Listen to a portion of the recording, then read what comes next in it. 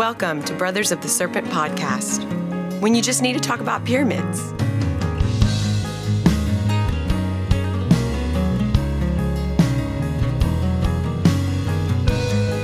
And Happy New Year, ladies and gentlemen, boys and girls, angels, demons, and monsters, serpents. This is Brothers of the Serpent podcast, coming to you not live from the 10 by 10 by 10 tangent cube of science, nestled amongst the dusty bones of an ancient seabed high atop the Edwards Plateau. You guys smoke them if you got them. We all got cigars. Bringing in the new year. Spark them up. Oh, there we go. Give me a lighter here. All right, so my plan for this year for you folks out there is to skirp derp to the best of my ability. I shall not fail you. Oh, yeah, and we have a guest with us in studio.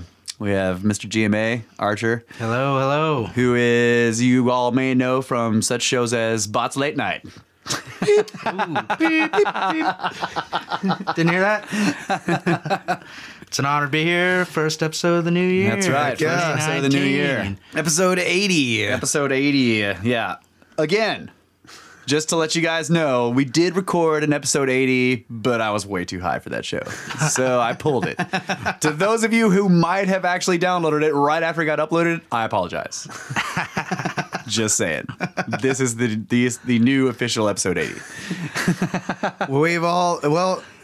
Episode 1 does not exist because I was way too drunk for that show. We've all done it.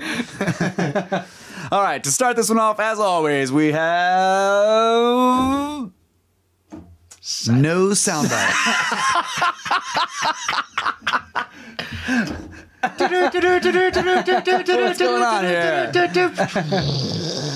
Sorry. Back to you, Russ. Space weather news. Solar eclipse this weekend. On January 6th, which is tomorrow, for us, the new moon will pass in front of the sun, producing a partial eclipse visible from coastal China to the Aleutian Islands of Alaska. At maximum, 71% of the sun will be covered, turning the solar disk into a deep crescent. Also, solar wind ignites big auroras. Earth is entering a stream of solar wind flowing from a large hole in the sun's atmosphere, which we have talked about this before. Large holes in the atmosphere, but no sunspots, right? First contact on January 4th ignited big auroras around the Arctic Circle. Intermittent G1 class geomagnetic storms are in progress as the Earth moves deeper into the stream on January 5th. Arctic skywatchers should remain alert for auroras for the rest of the weekend. This stream of solar wind is wide and should influence our planet for the next 48 hours. Wow. And there's some great pictures of look at the auroras that it's causing. God, yeah. Check that out, buddy. So I can expect some electronics to go bad. Yeah. Okay. Expect your electronics to go bad. So, GMA, you took a trip I for did, this. yes. So tell us about that. Where'd you go? What was the deal? So this was just simple family trip up to New York. Go visit the sister. She lives up in town. Up there. And we got an Airbnb at a house up outside Woodstock, New York, it was near Mount Trimper and Mount Pleasant and all these little towns up there. And it's right on the foothills leading into the Catskill mountain range there. Okay. And girlfriend wanted to go for a hike on Christmas Day, and so I decided to do a little researching while I was there. And is there anything worth walking to? Yeah, exactly. Is there anything worth walking to? Back out to just walk in a giant circle in a forest, or is there anything worth walking to? Is there anything that serpents are interested in nearby?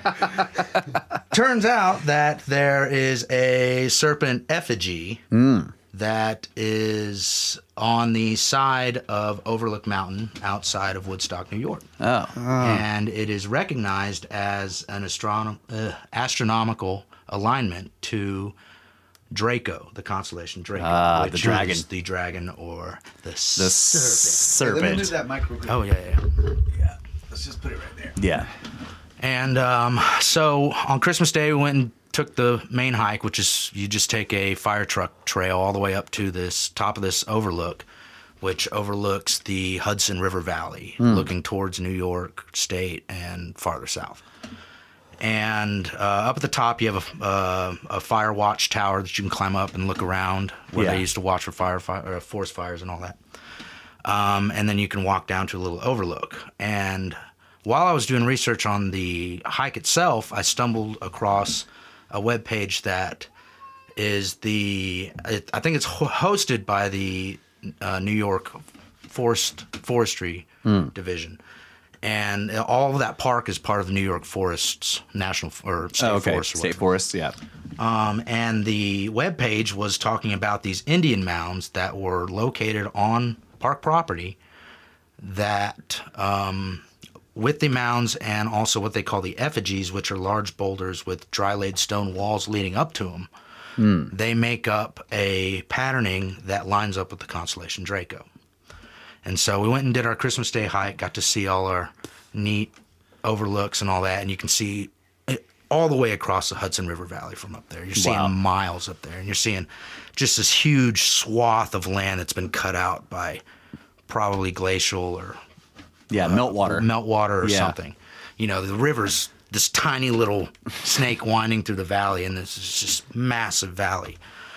So on the way back down that day, we took a side trail, and the night before, I had set up on my phone on Google Maps some points that I thought were in good relation to what I found on a topographical survey map of the locations of the mounds and the serpent effigies and all that.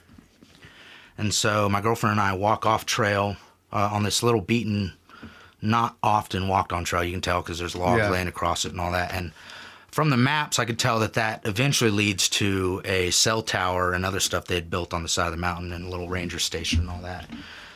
But I was wondering if there were trails leading off of that we could use to get down to where all these mounds were supposed to be, because they're kind of off the side of this mountain leading down into the valley. And so we get to the cell tower, and we're kind of exploring beyond the edge of the cell tower on the edge of the mountain, and we only had maybe an hour of daylight left, and you really have to beat some brush to get down there off the side of the mountain. So I said, okay, let's get back to the car. I'm going to drive up another road I saw on the map. We had talked to a guy up top, and he was like, yeah, I don't know if you can get down to those.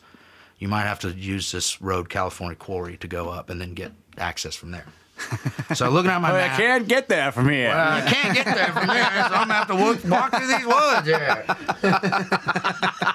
So we get back to the car, and on the way back down the mountain, there's this California Quarry Road, and I go up this road, and you keep going up and up the side of this mountain, and there's these giant vacation homes on either side going up, and eventually the homes stop, and the road keeps going up the side of this mountain, and it starts getting overgrown. You're driving past trees, scratching the sides of the cars and all that. Yeah.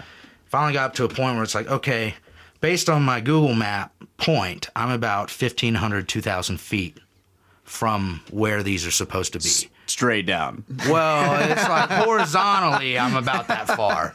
So I'm like, okay, sun's going down. I'll come back tomorrow and try and find this myself. And so the next day, I go back up there, park the car on the road, keep following the road up there, and it kind of winds around the side of the hill. And then from there, I can see that, okay, I'm about 1,500 feet horizontally off from where I'm supposed to be. Yeah. So I start working my way down the hill.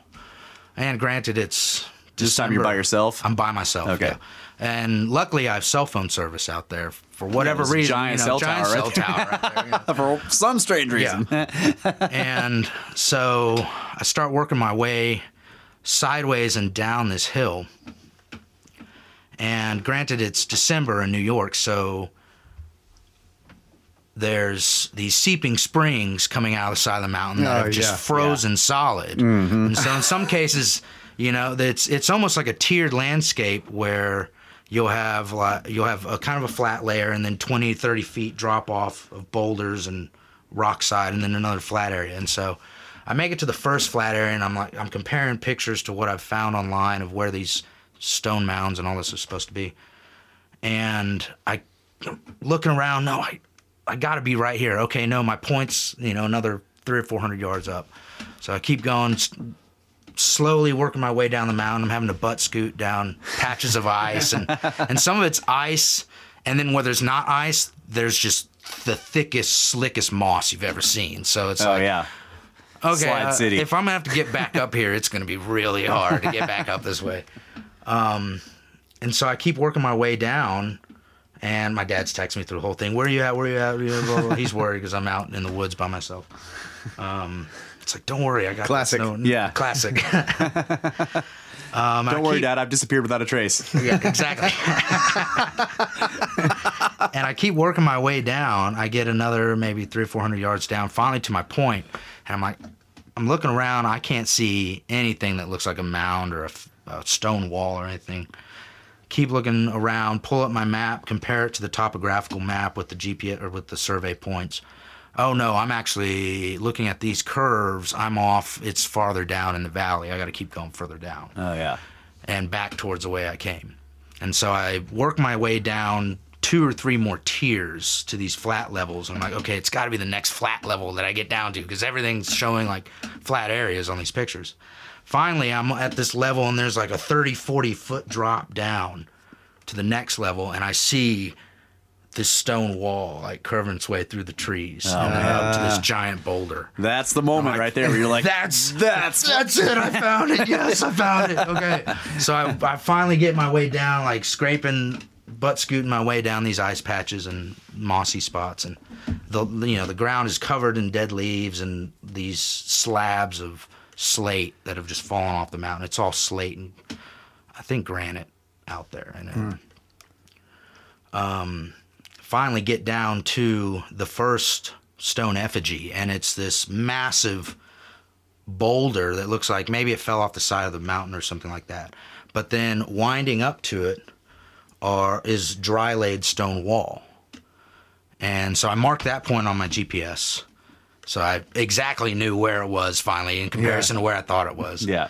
And from there I could see other mounds, small cairns, and also the next stone wall. And How big are small cairns? Like, what are we talking here? We're talking maybe 3 feet in diameter, 2 to 3 feet high. Oh.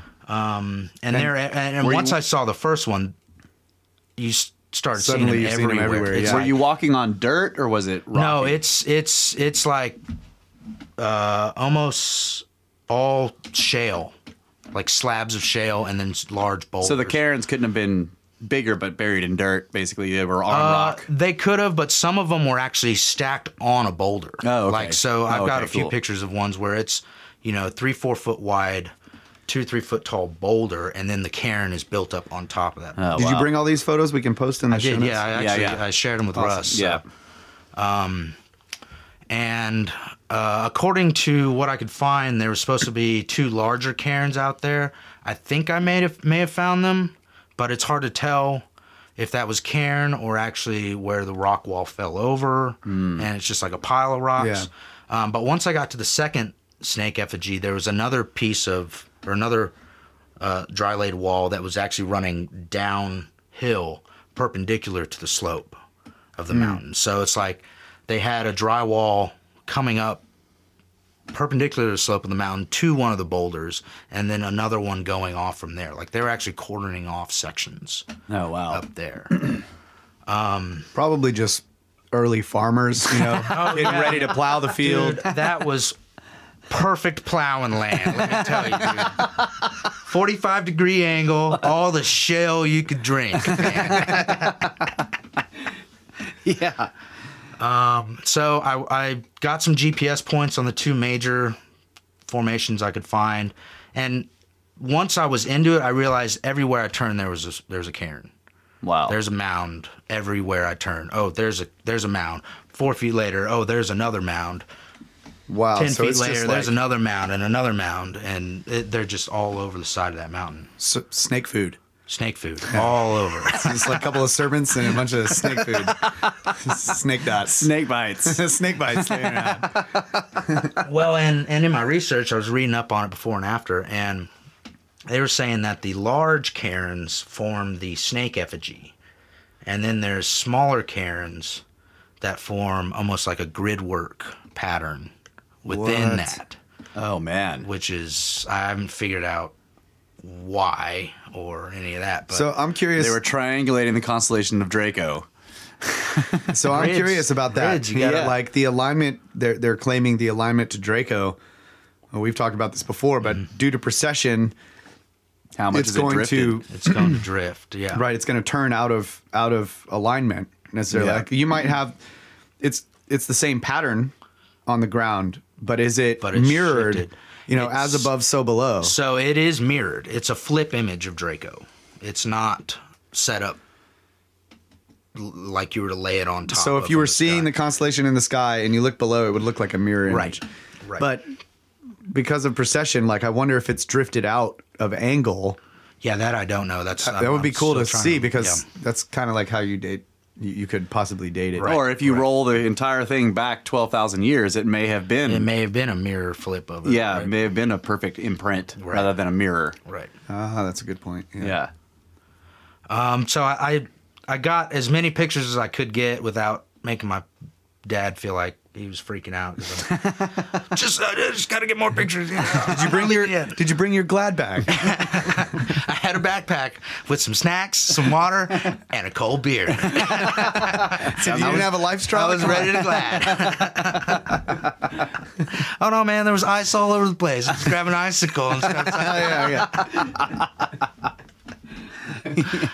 Yeah, try drinking water from an icicle for too long. Right. Yeah. So thirsty. Yeah.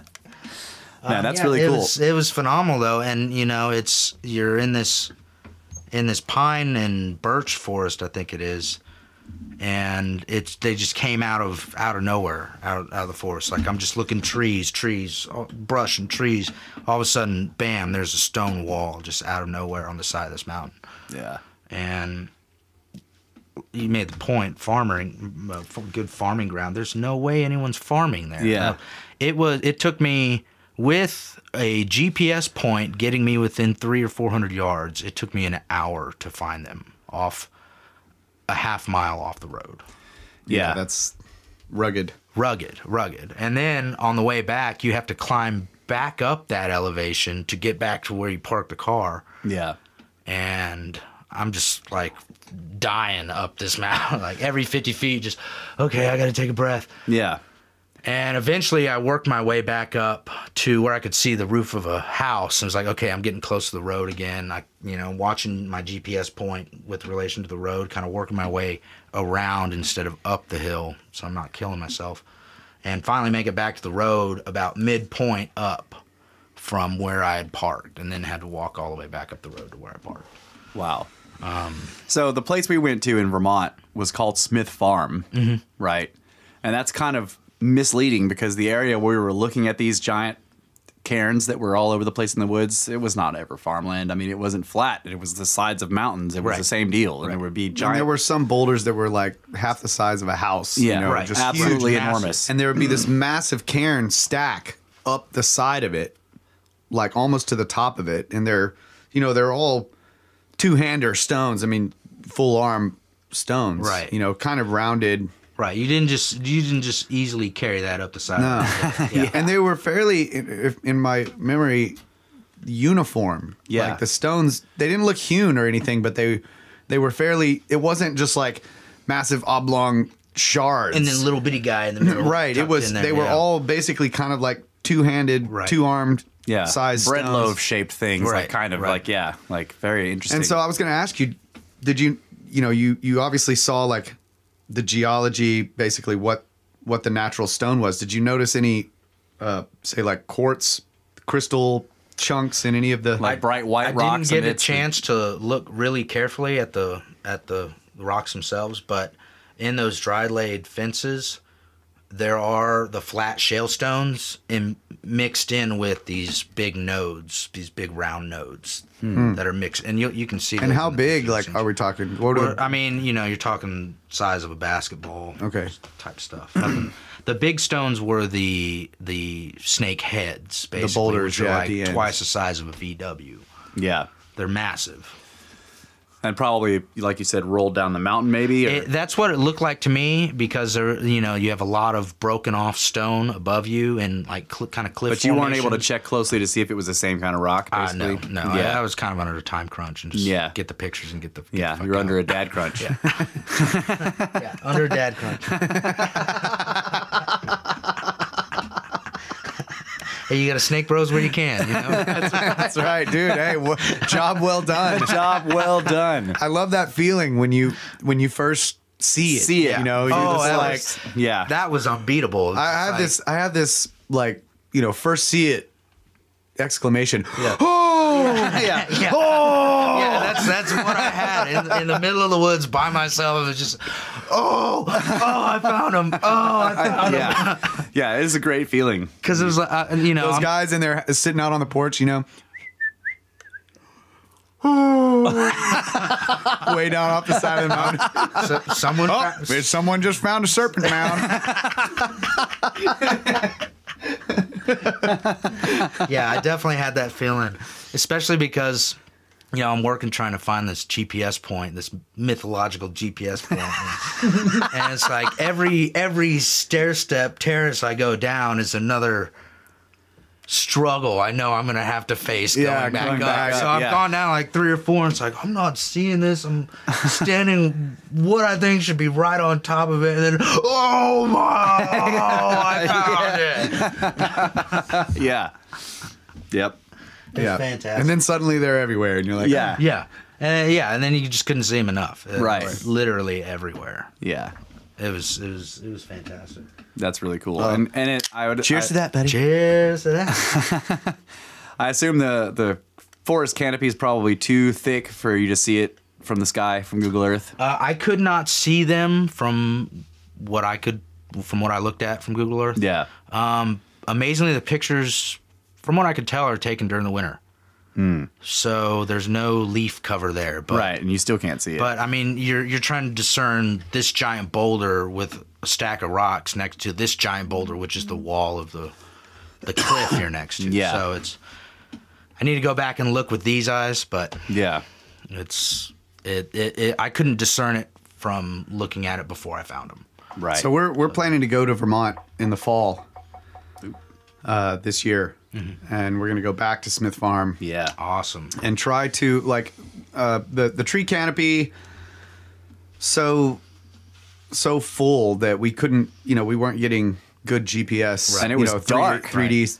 It was Yeah. dark down there, like literally the Yeah, see, canopy's so thick. I didn't have that problem because Yeah. all the trees have been stripped, Yeah. except Yeah. for the pine trees, and there weren't that many on the side of the mountain there. So beyond taking like a surveying instrument and a bunch of string and measuring tapes and a pad, it's like it's going to be really hard to try to figure out if there's some type of order Right. to what's going on in Smith Farm. But I at least want to bring a sketchbook Yeah. to try to get some of the ideas from various vantage points Yeah. of what's going on That's the ground. a good idea, definitely.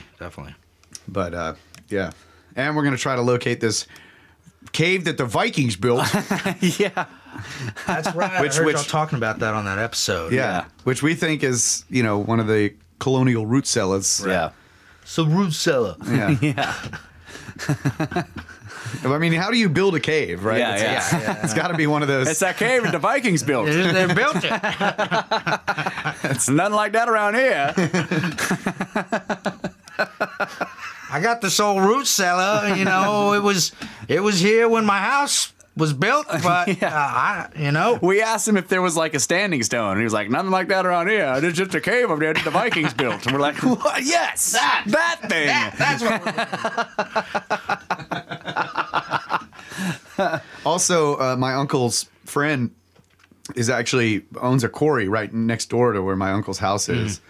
And he also owns another piece of property on another mountain.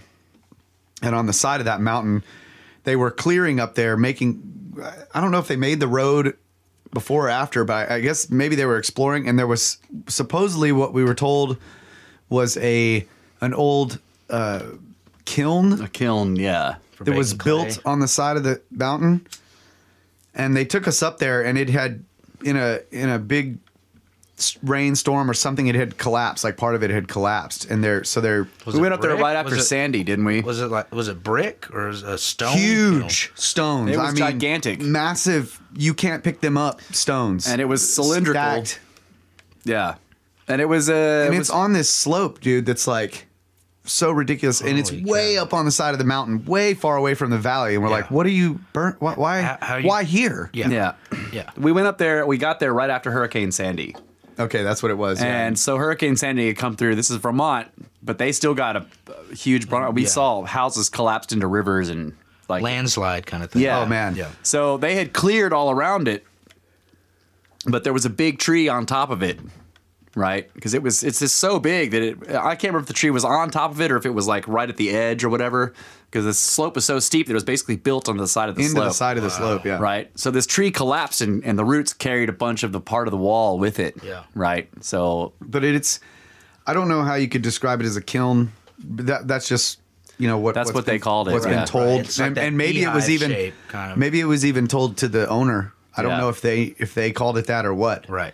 Nobody really knows what it is. yeah. If it was a kiln, it was metallurgical probably Yeah. rather than. But who it knows? was- You know, they're mining copper. So yeah, it's like, what equipment did you have on the side of this hill to pick up these stones and Right. stack them that high? I mean, Yeah. Right. Much less so. And why? So I wonder, did the stones come from uphill or from the valley? Yeah. Because if they come from the valley, that makes it even harder to get them up there. Because Yeah. you're carrying them uphill. yeah, I can't imagine. I mean, Yeah. there's plenty of places to get it, you know, Yeah. get the stone, but If it's the same stone. right. Which So we anyway, haven't- we're gonna visit that place again, and I Yeah. think they've already started rebuilding it, or they have a plan to rebuild it. Yeah. Really? Okay. And now these are quarry guys, so they're used Yeah. to lifting gigantic blocks of right. stone. Right. They have a marble quarry.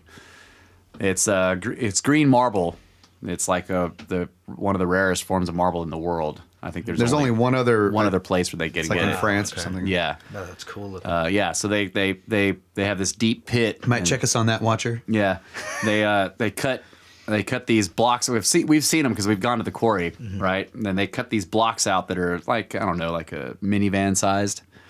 And then That's nothing. Yeah, just a minivan. You know what I'm saying? And then they have a mounted crane that will basically get them up out of the quarry and put them down, and then they cut them into Chunks. whatever they can chunks. put Yeah, on a truck. And but yeah, So they're- yeah, right behind my uncle's house is just this massive hole in the ground. square hole that just goes way down. They've just been pulling blocks out. You can't see the bottom. holy cow. Approaching, you have to literally like stand down on the edge to see the bottom. see the It's bottom. so far down there. Yeah, Throw Yeah. out. Yeah, exactly.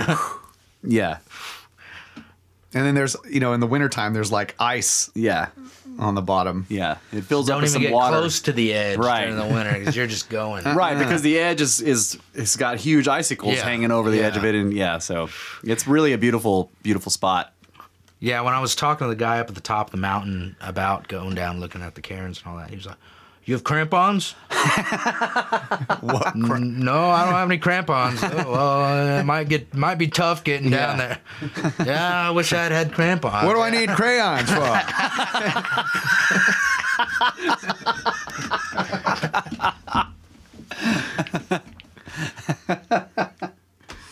What do I need crayons for?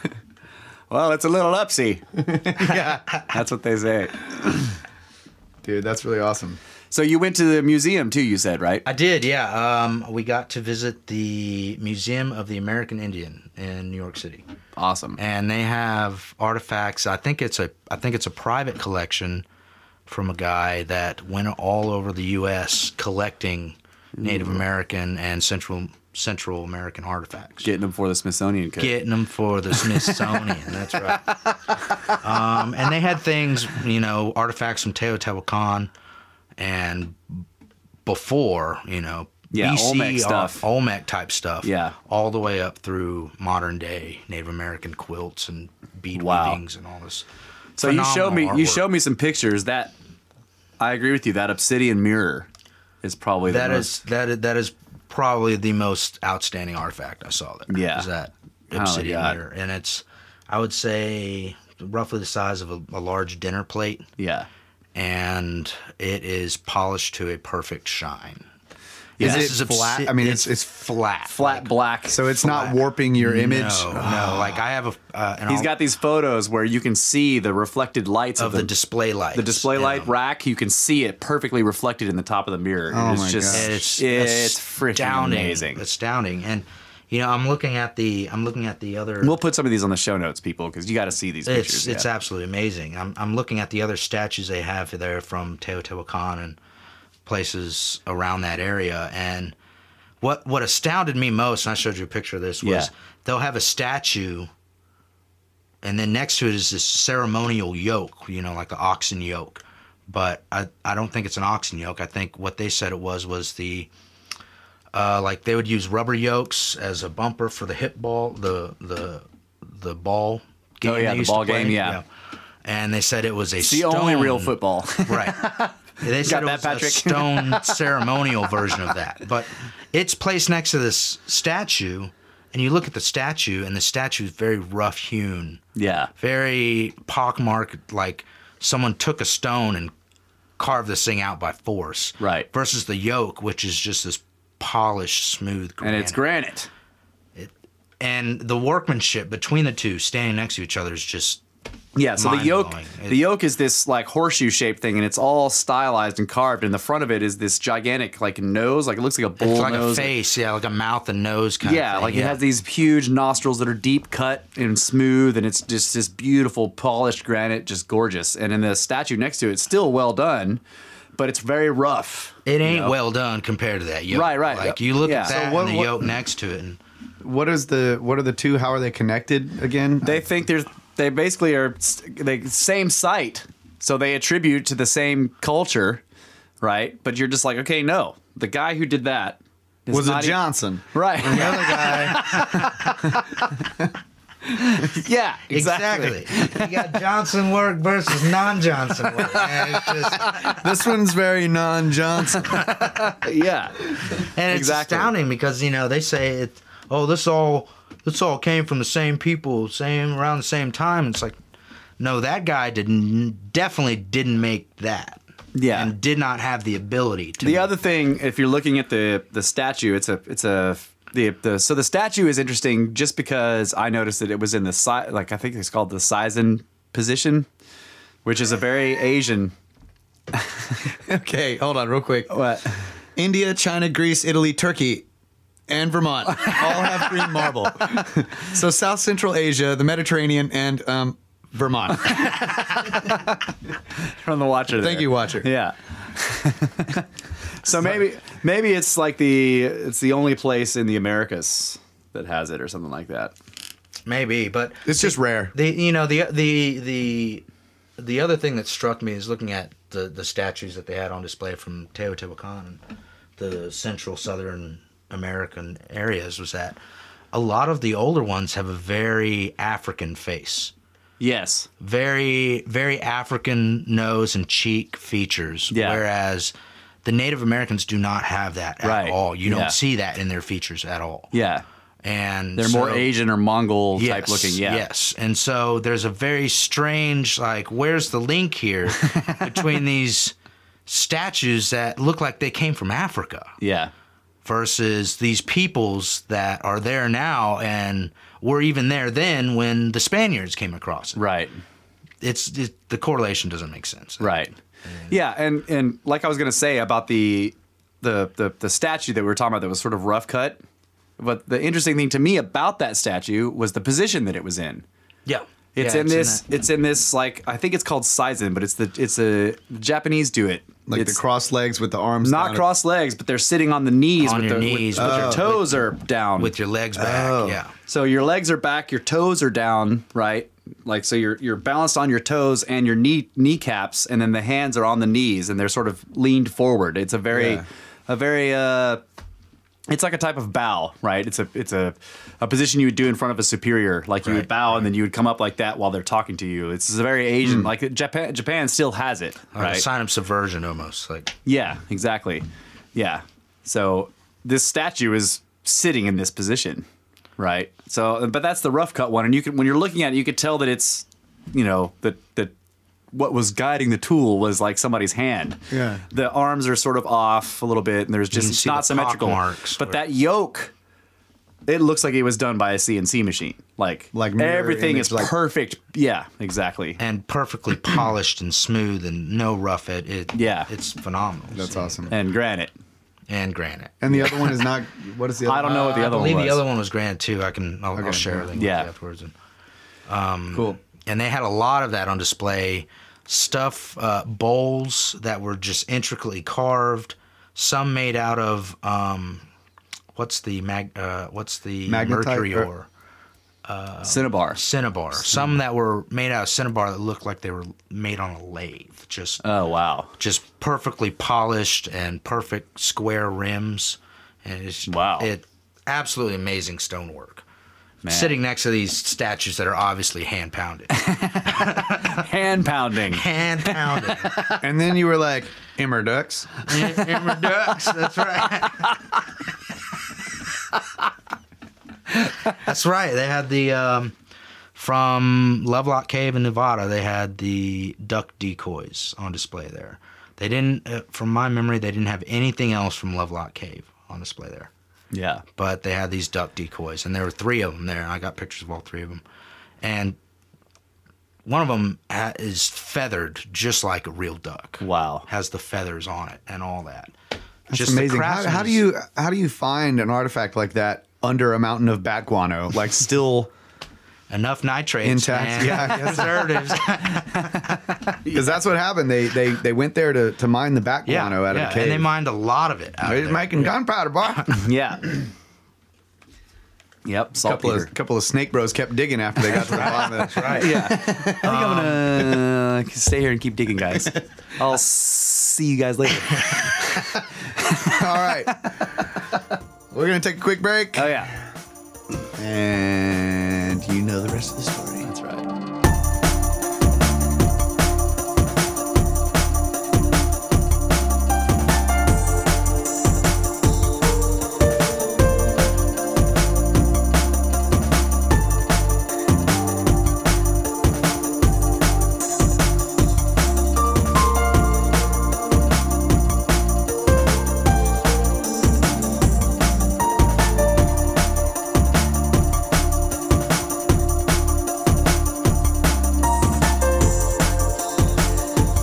With forked tongues, we hail from the 10 by 10 by 10 tangent cube of science. 3 serpents. 3. 6 forked ends of tongues. Snakes. And our main snake, Russ Allen over here, unceremoniously forgot to introduce the one and only Watcher, who hails from his deep underground underspace bunker in his secret space station in outer space to watch over all that we do here on the Brothers of the Serpent podcast and keep us on the straight and narrow. Mr. Brett England, the Watcher. The hidden 4th snake. Yeah, how you doing there, buddy? We buried him What's in up? Megaliths. Come on, turn your mic on. Let's hear from the spaceman. Spaceman Dude, Spiff. so like I wonder if I have to be then like tidally locked on the opposite side of the planet from the cube if I'm in space and then deep underground simultaneously. It's an enigma. Yeah. No one understands your mysterious ways. That's right. However, let's keep it that way. Let's keep it that way. however, we do know that the Oracle serves the Watcher. That's right. Google was constructed to serve the Watcher. Yeah. Love it. All right, so we are back with special guest Mr. GMA, and we are going to talk about Impossiblocks. Oh, Impossiblocks. Yeah. Where do y'all want to start? You want to start with... Let's start with Serapion, because that's, Serapion? an old Mr. Dunn. So, and really that's where I went down this whole rabbit hole of precision and giant blocks. And, it really started with looking into Christopher Dunn's research into the blocks of the Serapium in Saqqara, Egypt. Yeah. And I mean, there's so many. Serapium means snake hole. Snake hole. In ancient Egyptian. Underground snake hole. Are you serious? No. I was going to say. Serpent is in there somewhere. Serapium, it means... Serpentium. Yeah. It's one and the same. Snake hole. Now I know what those giant stones blocks are. That's what they leave behind in the snake hole Snake after hole. they eat something. But what really struck me about these is what Christopher Dunn highlights about the precision in these blocks. And to start with, these are granite and basalt blocks that are roughly 6 by 10 by 8 in size. Feet. Right. That's a big freaking block. Yeah, it is a huge We're block. talking when they're actually hollowed out and made into a box, we're talking a 70-ton box with a 30-ton lid on it. The lid itself is 30 tons. Yeah. And some secret conspirator in the late night podcast mentioned that because of the weight of the lid, it creates a hermetic seal. right, so with the weight and the precision with which they're cut, there is a hermetic seal between the box and the lid. Yeah. And then this is really what No mortar, no glue, no mortar, rubber no seal, glue. Yeah, no just neoprene. it's Slid in. You know. granite on granite action here, folks. That's it.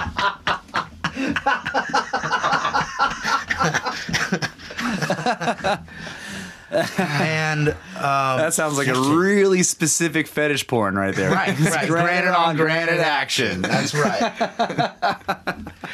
And Rule 34. the thing that really struck me in just I work with precision instruments, measuring precision blocks and shit all the time. Yeah, so explain your, because you're like Christopher Dunn, you work with precision tools. So Right. talk about that. So I work in cameras, precision camera systems, and so in certain cases where we're doing metrology measurement on something very precise, thousandths of an inch levelness matters. Yeah. And even the material with which you make the fixture that holds the camera matters to a certain extent if you're looking at things like thermal shift and changes in dimension when you put these measurement devices in different environments. Right. Thermal shift being that to change in temperature will cause material to slightly flex. Exactly. And so if we have something that needs to be very precise, we use a material called INVAR, which is very thermally stable metal. Oh, wow. It's a very thermally stable alloy. Probably the most thermally stable It's alloy. invariant. It's invariant. INVAR. INVAR, yeah. Oh, wow. I like a little etymological knowledge there, buddy. Around there. So I look at what Christopher Dunn has gone and looked at, and he's taken, and I get this from his website, gizapower.org or .com or whatever it is, .net. Yeah. And he's taken a precision square that is square to 50 millionths of an inch. Wow. That's precise. So a human hair, to give comparison, is 2,500 millionths of an inch. Okay, so we're talking way more precise. Way more precise than the thickness of a human hair. 50 times more precise than the thickness of a human hair. Wow. In right angle straightness. And then Now, along the edges, this is the tool he's using This is to the measure. tool he's using to measure the right squareness of the wall and the lid Yeah. in these boxes. And this means that both walls are square with that lid within 50 millionths of an inch and are also perpendicular within that range as well. And he does this by placing the tool in the corner and then shining a bright light behind it. Yes, and you can see in the pictures that he has on his site the perfect reflection of the square in the polished surfaces on the inside of that stone Like the box. reflection touches the square itself all along, and there's no light coming through it. It's just It's absolutely phenomenal, and exactly, Yeah, it's mind-blowing. exactly. And to look at that as an engineer and understand what that level of precision requires just to do for a block of aluminum. You take a cube of aluminum and try to machine it to those tolerances. Just the right angles You on the need cube. you need a machine that's hundreds of thousands of dollars to do that, to those right angle tolerances, and hold it across the face of that cube in all three dimensions. right. And so to do that with granite or basalt, and to do that in a confined area, because these blocks we know were brought in raw. There's one of these blocks sitting in the tunnel And it's leading raw. into these chambers, and it's rough hewn. There's no. It's Is not it not polished. hollowed out? No, It's it's not not. hollowed out. It hasn't been. Nothing. It has not been made. So they cut Yeah. the lid from the top of the box It's After all they brought the whole- after they brought the whole thing in there. And so, one, they were able to carry at this point when it's a solid block, it's your 70-ton empty box plus 30-ton lid plus everything inside it. So you're looking at 150, 200 tons in one block. And it's in a tunnel cut into the bedrock in Saqqara, and there's barely any room. Like people, You shimmy past it to get to the rest of it. There's actually, if you look at the pictures, they had to. Whoever first came in had to knock out part of a corner to get past the last part of the block because you can't.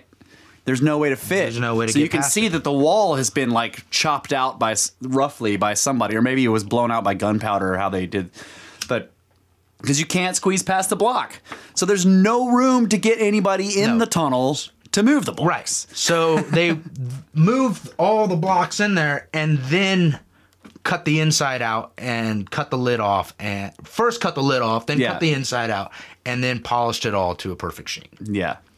While maintaining 50 millionths of an inch precision in right angle squareness between the lid and the side of the box. Right. And then you look at the interior of the box, because when you machine a box out, say you've got a block of aluminum and you use a bit to mill out the inside of the box, you're going to have where the round bit encounters the corners, you're going to have a radius. Right. That is very difficult to machine out. It is almost impossible to get rid of these internal machining radiuses inside of cavities without very specialized machining. And he measured the inside corners of these boxes to 5/32 of an inch radius. Holy crap. Which is... Watch or do my math for me. It's around 80 thousandths of an inch radius, something like that. Man. Well, 5/32. So right? 3/16 is 2.5 sixteenths. Yeah. Incredibly precise for the inside radius. So if you were to use a traditional mill for that, you're looking at a 5/16 diameter mill bit to do that. No. 5/16 diameter, 5/32 radius, right? Oh, radius. So okay. So you would have to have a mill bit that's 8 feet long to get down to the bottom corner of that box, or some type of arm that could or move some it down. kind of arm with a ball end mill With a ball end mill that down. could go down the corner. Unbelievable. This is ridiculous. And then they were able to polish the corner. And then they were we able to polish everything inside of it to a mirror finish. Yeah. Which I've never polished granite with sand before, but I can imagine it'd be difficult. Yeah. And I don't think you could get them.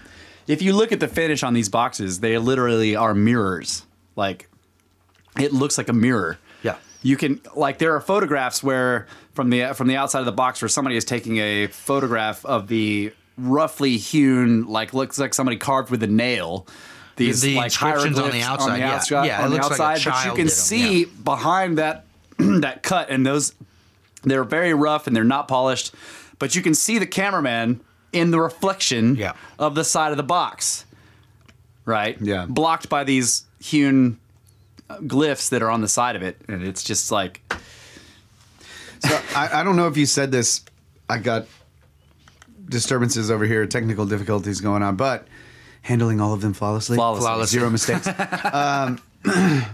You had said earlier when we were outside that if the stone lids had been cut out prior, like say in a shop, like in a mill somewhere, outside above ground, and then brought down inside in two pieces, that you would not get that hermetic seal because the stone would flex. Yes. So thermally, from what I understand, if you were to, I mean, you take what's outside of the Serapeum, which is desert, which is 100 degrees, low humidity, versus the inside of the Serapeum, which is considered around 60, 65, 75 degrees, somewhere around there. Yeah. You're going to have huge thermal changes in anything that big, going between a 30-degree change when you're trying to be that precise. Right. Especially any kind of Sorry, any kind of what? any kind of stone, because every stone, no matter what, has a certain water content mixed in. Right. And then there's what they call TOC, total organic content. Right. So even Which granite expands and contracts. right? Yeah. And so all that will have water in it, and like granite, sort of famously, has enormous thermal changes. Right. So nearby here we have Enchanted Rock, which is granite, and it's split. It's a big bulb of granite that's just sort of sticks up out of the all the limestone that's around here, and it's got a big split down it. And when the sun goes down, sometimes, and you can find this on the park website for Enchanted Rock Park. Sometimes you hear these moaning noises of the rock shifting and changing shape, and rubbing against itself and groaning. And so the rock itself will make these noises, right? And that's because of and it's like these right, like the creaks and moans of a gigantic dragon, because the granite itself has massive thermal changes just from 10 degrees change. Yeah. So just a fraction of an inch of that rock sliding past itself cause crazy noise to happen. So like they had to bring the boxes in and then build them on site. And we know they did this because there's, like he said, a raw box. A raw block in the hallway. Yeah. But I was just thinking of something that you, Russ, have said many times, like form follows function. Yeah. Right. So there, like, to me, thinking of all of these things that you're talking about, it's like, well, what type of thing, device, machine, whatever, would require this hermetic seal without any type of, just pure stone, right? That you need at that temperature. In other words, you have to have it underground. You don't want any temperature fluctuations. You need the tunnel to be small. You need the box inside to sit in the socket. Excuse me. Yeah. All of these things, so we have to do this project where we're going to tunnel in. We can't make the tunnels very big. Then we have to build a machine that's going to be able to cut the stone inside that small space. Yeah. And make it to this ridiculous degree of accuracy. Like, what kind of, is there anything? Yeah. So if form follows function, what is the function of the box? Is there anything that you could think of today that would require something to that nature? Well, it certainly wasn't dead bodies. Touche. The only thing I can think of is industry. Except that there was a dead body. Well, yeah. So we can talk about that too. I don't know much about that. Just that they found it. Except that there's 20-something blocks inside. Yeah. The Serapeum. Yeah. So the other thing, let's briefly give a description of the Serapeum, right? It's just a few tunnels. The tunnels are just a little bit larger than the blocks. Yes. Okay. But then there's all these alcoves off the sides of the tunnels. The alcoves are. It looks like a key. Yeah, it does kind of look like a key. Like the alcoves are larger. Old skeleton key. The alcoves themselves are larger than the tunnels. So there was room in the alcoves, more room than there is in the tunnels. Not a lot of room. Okay. But once the block is in the alcove and out of the tunnel, which the alcoves themselves had a cutout socket for the block to sit in, fit perfectly in. Right. So the block is staggered. By the way, there's these cutouts for the block. Yeah, they're staggered. Mm-hmm. Like if you're standing, there's some on the left, there's some on the right, and they're like. So if you were standing at the entrance of one of the alcoves and you were facing the other wall, you would just be seeing a wall, and to your right and to your left would be the entrances to the other alcoves. We're gonna have to post this. This is a great diagram. Yeah, that, the watcher just put up. It's got a nice little masonry symbol in the background there with an eye on it. Well, and what's crazy if you look at the overhead is they were very neat and organized. Yeah. But then you look at the, number 2, 3, 4, 5. Yeah. What's going on there? Right. And those alcoves are tiny. They're tiny alcoves, and they're very disorganized in placement compared to all the other alcoves. It's almost like this was the original plan, like the very end of the tunnel where they're very uniform alcoves that are staggered perfectly. The walls are all cut on their way out to sort of bevel off, and then back here, closer to the entrance, it's like these are sort of additions that were thrown in, like, and then the additions get like an afterthought. yeah, it's like, oh, we need more. We need more. Like, just make a couple of alcoves right there in the main hall. It's like, Yeah, and then you can see the blocks that they've numbered 1, 27, and 26 are in the hallways still. Yeah, they're still sitting there. I think 27 is actually the lid of a block. Oh, okay. The lid for 26. I could be wrong. I think 1 is the famous picture of people sliding past. Yeah, get that lid out of here. Get that lid out of here. Yeah, and I don't know if you read any about what the Sander model thinks the Serapeum was. The only thing I've read is that they found the carcass of a bull or the mummy of a bull. Yeah. In one of them. The rest all were open. Yeah. When Hewitt or the British explorer found them. Petrie. Yeah. Yeah. Petrie was sort of infamous in Egyptological circles for being very forthcoming with his astonishment, Yes. And he was a guy who started the whole precision thing. Yes. He was originally the one who went and found that, these boxes, these statues, this stuff is cut to within a 10,000th of an inch. Yeah. He was able to verify that in the 1800s. Right. And then he was also the one that started the investigation of the cores. Yes. That and that's another thing I want to talk about. We'll talk about the cores eventually.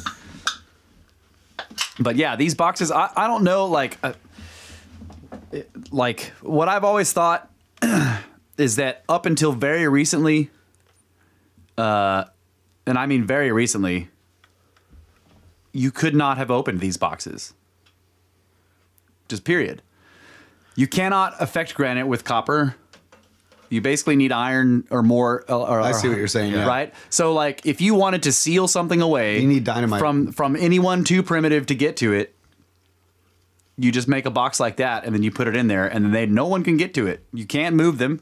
There's not enough room. You're not opening it. No one's going to open it until they have the ability to blow it open with explosives, which they didn't have. Which we finally had. And eventually we had, and they blew a bunch of, they blew one of them open. But like, you can't chisel it away with copper. You can't. You can bang on it all you want with your granite, with your piece of granite, your granite ball or whatever. You're not going to affect it.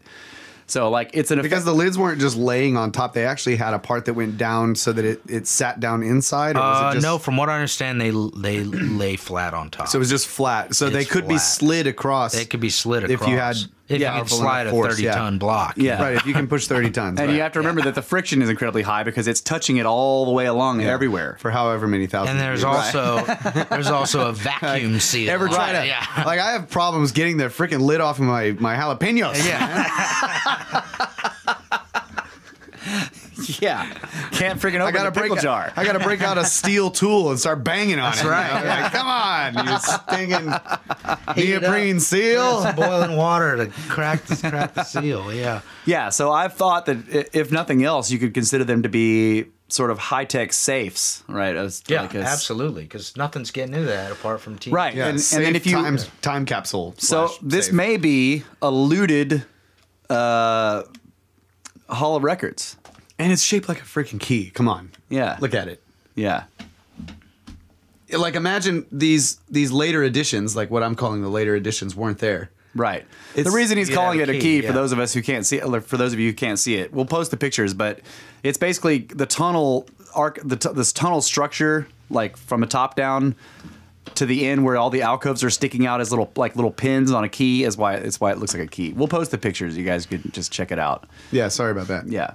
But it's like it is key. It is very key shaped, and then the stuff that's not key shaped looks like later editions, maybe, or who knows, or maybe they were hurried. Somebody was hurried. It looks hurried compared to the to the first. Going with my hypothesis that maybe it was a repository, right? Like if you think of all these ancient stories where right before the cataclysm happens, people are told to stash a bunch of stuff. Cut down underground and stash a bunch of things for safekeeping so that they could go get them later. There you go. I have an idea. Okay. So the one that was not opened, right? All of them have the lid slid off of them, or just at least moved to the side where you can look down in, and they're all empty, right? Yeah. Some had sand in them or something like that. Is that true? Yeah, there was sand blown in. They had to clear it all out of there. Okay. So the ones that were open had sand. All right, so here's my idea. There was one in there that the lid was still perfectly sealed. Yeah. The people who came and got the repository left a clue to when they got it.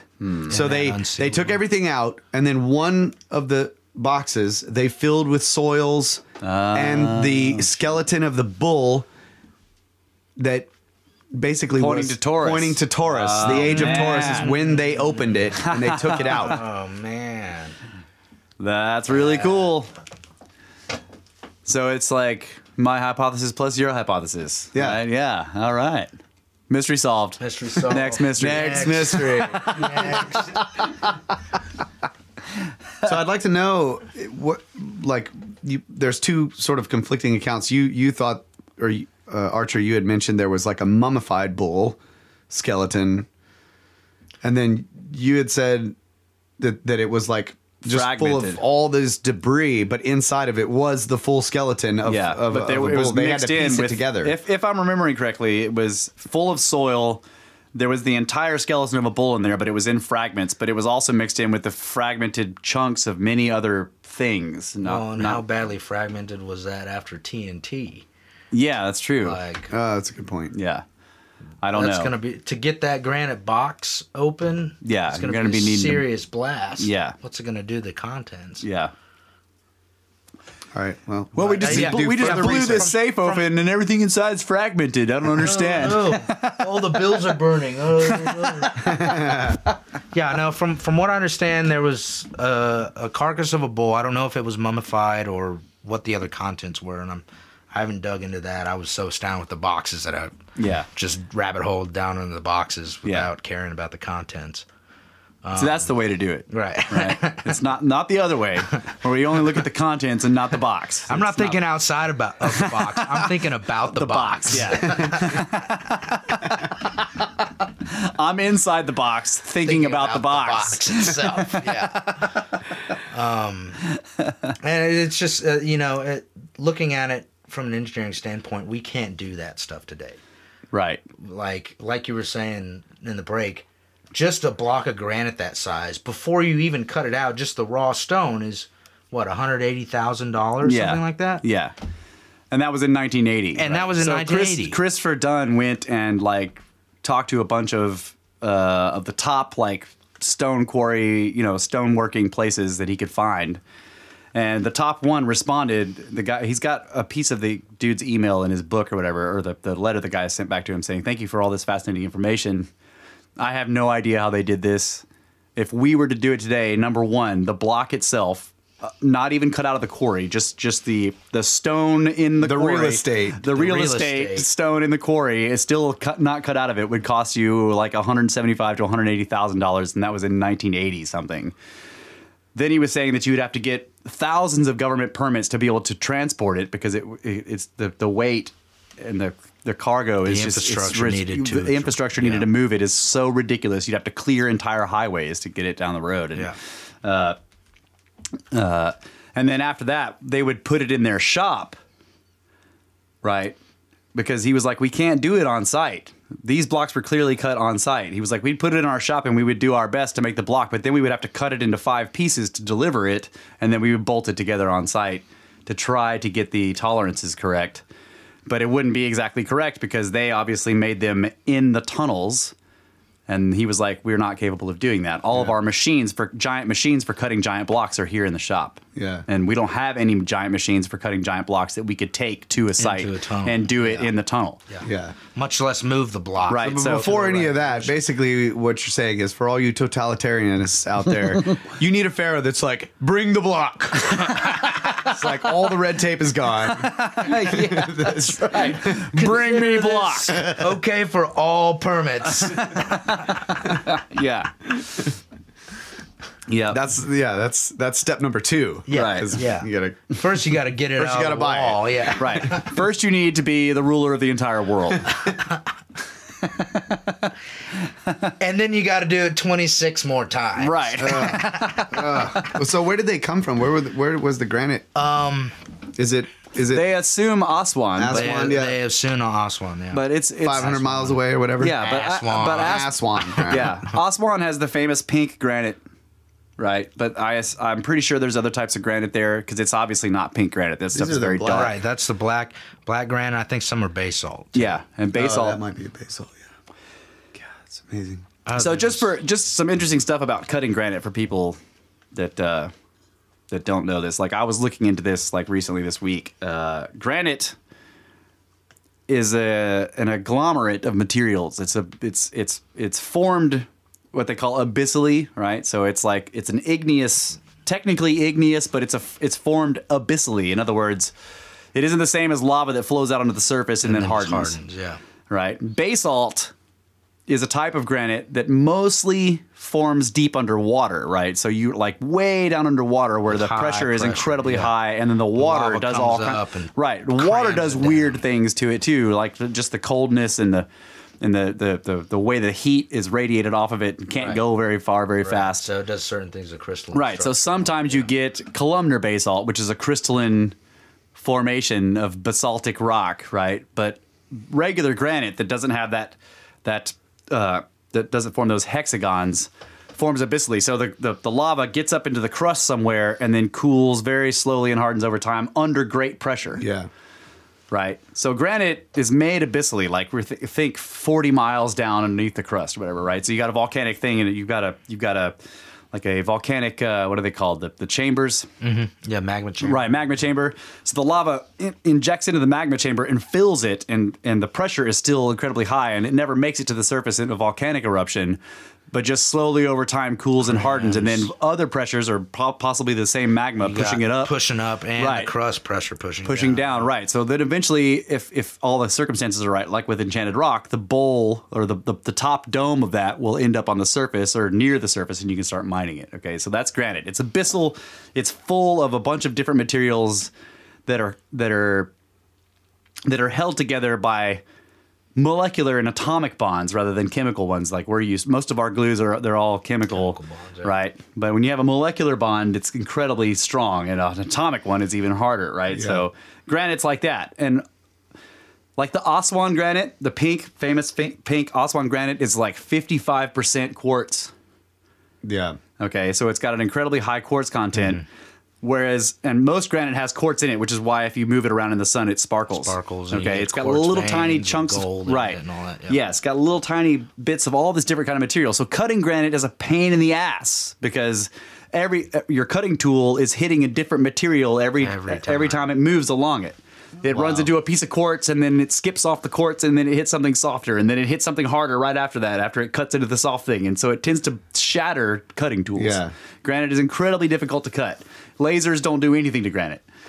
You know, if you have a really high-powered laser and you start hitting it, it'll start heating it up, and little chips will fly off. Right. But it isn't going to cut it. It won't ablate and just blow away. It'll end up like, little chips will fly off because of the heat differences, right? But you can't really cut granite with lasers properly. It's just gonna shatter it and destroy it, right? So cutting tools, they do it with like diamond tip blades with running water, right? To keep it cool, to keep move the material out of the way. And one of the ways that we etch granite now is with like high pressure water streams full of sand. Yep. Because that's the best way to do it. It's basically an abrasive fluid. Jet it, yeah. Water jet is like the way they do it. You know, when you see the tombstones with the stuff cut deep into them, they've done that with a very precise water jet on a CNC machine. And exactly, yeah. So this is phenomenal for all of those reasons, and like cutting through that quartz on the Mohs hardness scale is just below diamond. Rock crystal, basically quartz. I think it's like a 7 or something. Yeah, it's just below it. It's like, diamond is a little harder. So we have diamond tip blades if we're going to try to cut this stuff, and it will use up your tool very quickly. Yeah. So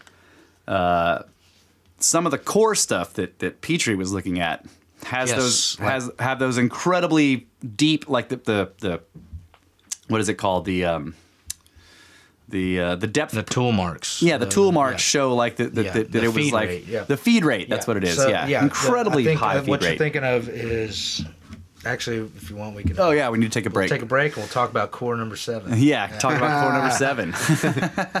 I've ruined quite a few diamond blades trying to cut quartz. Yes. Heck, have you ever used one to cut tile? It wears down like that. It's hardcore. It's hard quartz. It's hard quartz.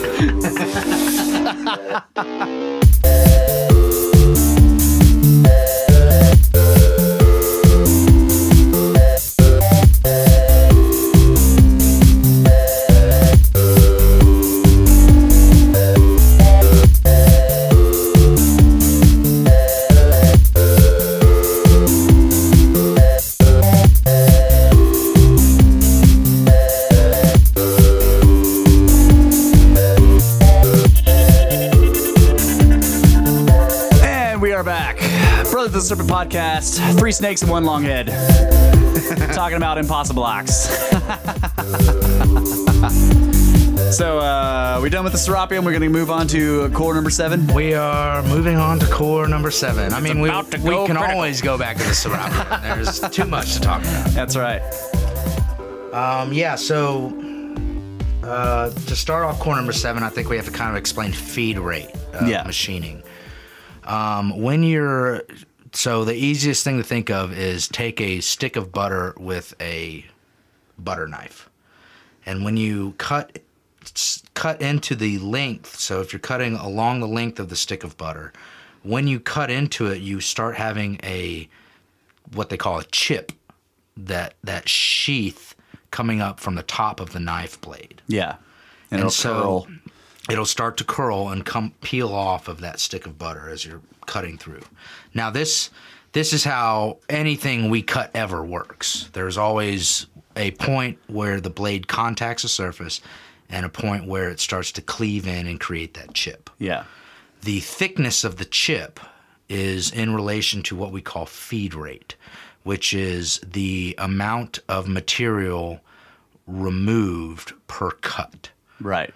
And so if you're thinking of a lathe where you have a spinning object and you have a blade passing along it, what it's doing is it's creating that chip and then following that chip surface as it cuts. Yeah. So and the way they're designed is there's a geometry. It's like those special apple peelers. It's like an apple peeler, yes. Yeah. And that chip is that apple peel coming off. And you can control that for certain finishes. If you want a real coarse, if you're just trying to cut down metal, you'll have a real coarse feed rate that takes a bunch off. Yeah. But because you're taking a big channel out of it as you're cutting through and it's rotating, you're almost leaving a thread pattern in it, which is a rough cut finish. And if you cut too deep, it can start to chatter, chatter, depending on your tool rigidity, and then it will eventually stall the machine. Right. Where you have plunged too deep and it just locks up against the blade and stops. Yeah. Or the blade breaks. Or the blade breaks, yes. And so feed rate is the amount of material you remove as you move through the material. Per rotation. Per rotation is typically how they do it, yeah.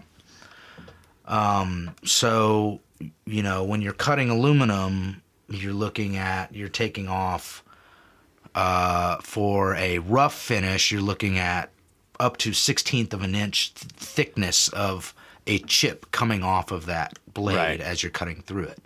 Up to fine finishes where you're cutting, 1/1000th to 5/1000ths off. Right. And so you're getting a little tiny chip come off. So it's so fine that you're actually cutting more than you're moving laterally so that you don't get those grooves cut in. So if you space it out, you start cutting grooves like in a screw where you have screw threads.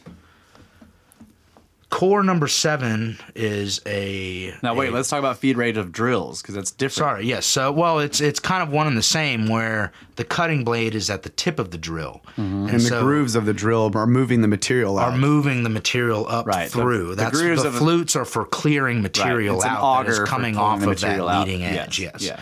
And so all the science is in how precise is that leading edge? How well does it break a chip off and clear it out of the way so that it can continue cutting without resistance? Right.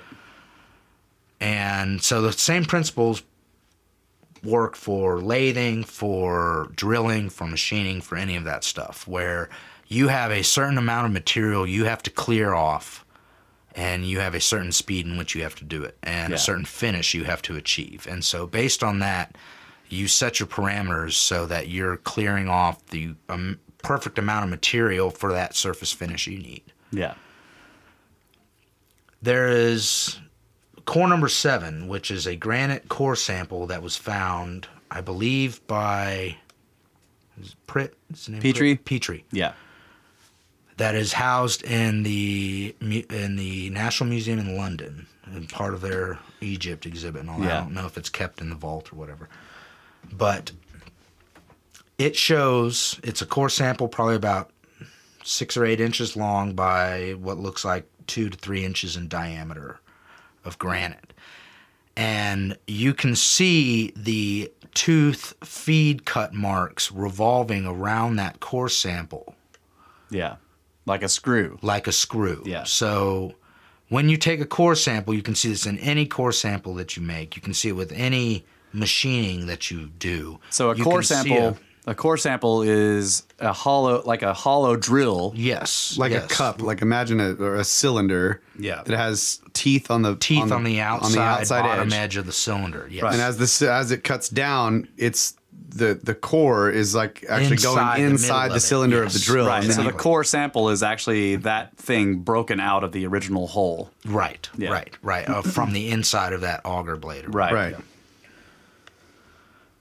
This core sample has a feed rate of approximately 0.1 to so a tenth to an eighth of an inch per revolution.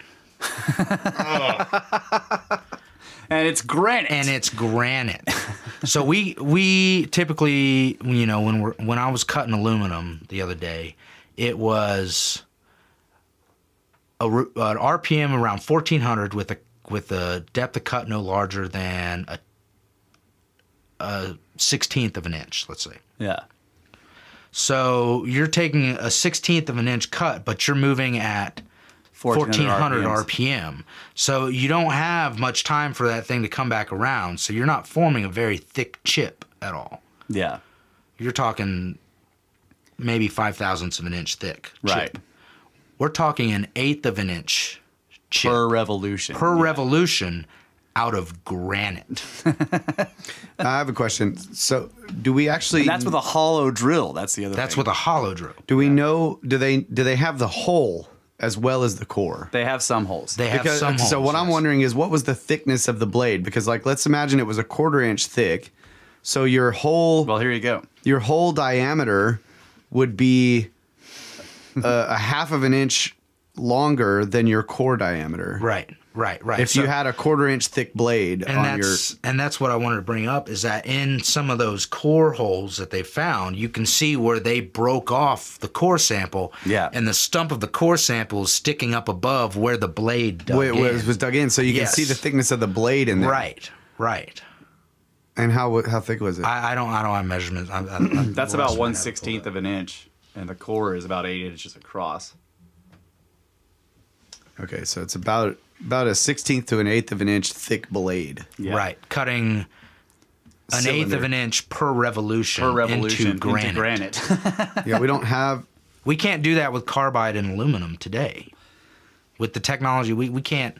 You don't move material like that. Yeah. Can't move material that You fast. can't move material that Yeah, what fast. kind of like? How is it moving the material out of the hole? No one knows. Riddle me that, Batman. So some of the theories, like Dunn has put forth several, and once again he goes into the problem with granite in that you have all these different materials.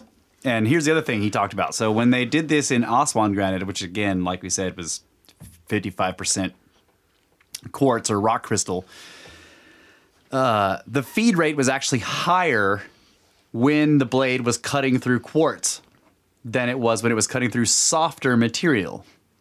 Which is completely bass-ackwards from what it Right. should be. Yeah. That's right. Totally the wrong way around. So he theorizes that it was actually the cutting action was some kind of ultrasonic vibration. Resonation, yeah. And so that when it hit the quartz and it resonated with that quartz, it rang moved with through it, it like yeah. way Like they faster. tune it. They tune the resonance Yeah. to match the stone that they're cutting. Yes. Yeah. And you know, But with granite, it can't be as as much because it's so many different materials. So you got to pick you tune it to the hardest thing in the granite. Yeah, the hardest thing, or you pick a good happy medium. Yeah. So that the spinning action of the drill would have been purely to remove material. Or you could even make it I'm sorry to like just nerd out on this resonance stuff, but you could actually resonate it with a complex waveform that matched multiple resonances. Simultaneously. You just have to make sure that waveform also doesn't resonate. Destroy the bit. With the blade. Right. Yeah. So you would need to make the resonance not match the material of the bit, so that but work with the stone. So you'd have to pick your bit material very carefully. Yeah. Depending on what you were cutting, which we do, like in-res. Which we do, and we have. If you use in-res. in-res. Yeah, in-res is like one of the least resonatable materials. As opposed to in-var bits, for sure. They don't move. I really wish I had... I'm going to go back and find this, but I'm going to get from one of the podcasts where we had Brenner on, where he says, shimmer. Yeah. And I'm just going to get shimmer out of there. So like whenever we're talking about this kind of stuff, I can hit the soundbite button. Boom. Yeah. It's like, what were they using? Shimmer. Yeah, shimmer. I mean, and you look at the blocks in Socorro and all in Serapeum. There's no way in our technological standards to do that stuff. Yeah. The only thing you can do is hypothesize on how they're actually being cut. And a lot of it, I think there is an partially uncut stone in one of the museums in Cairo that matches one of the blocks in the Serapeum. Yeah, the type where of they've block. started cutting the lid off, and you can see it peeling up like that stick of butter. Yeah. And then it just snapped off. Right. They just left it there. They just quit. Yeah. Yeah. Wow. And Because when you got two guys with a long rope with some diamond chips on it, you just quit. you quit. 80 years in, you quit. Yeah. You dug too far.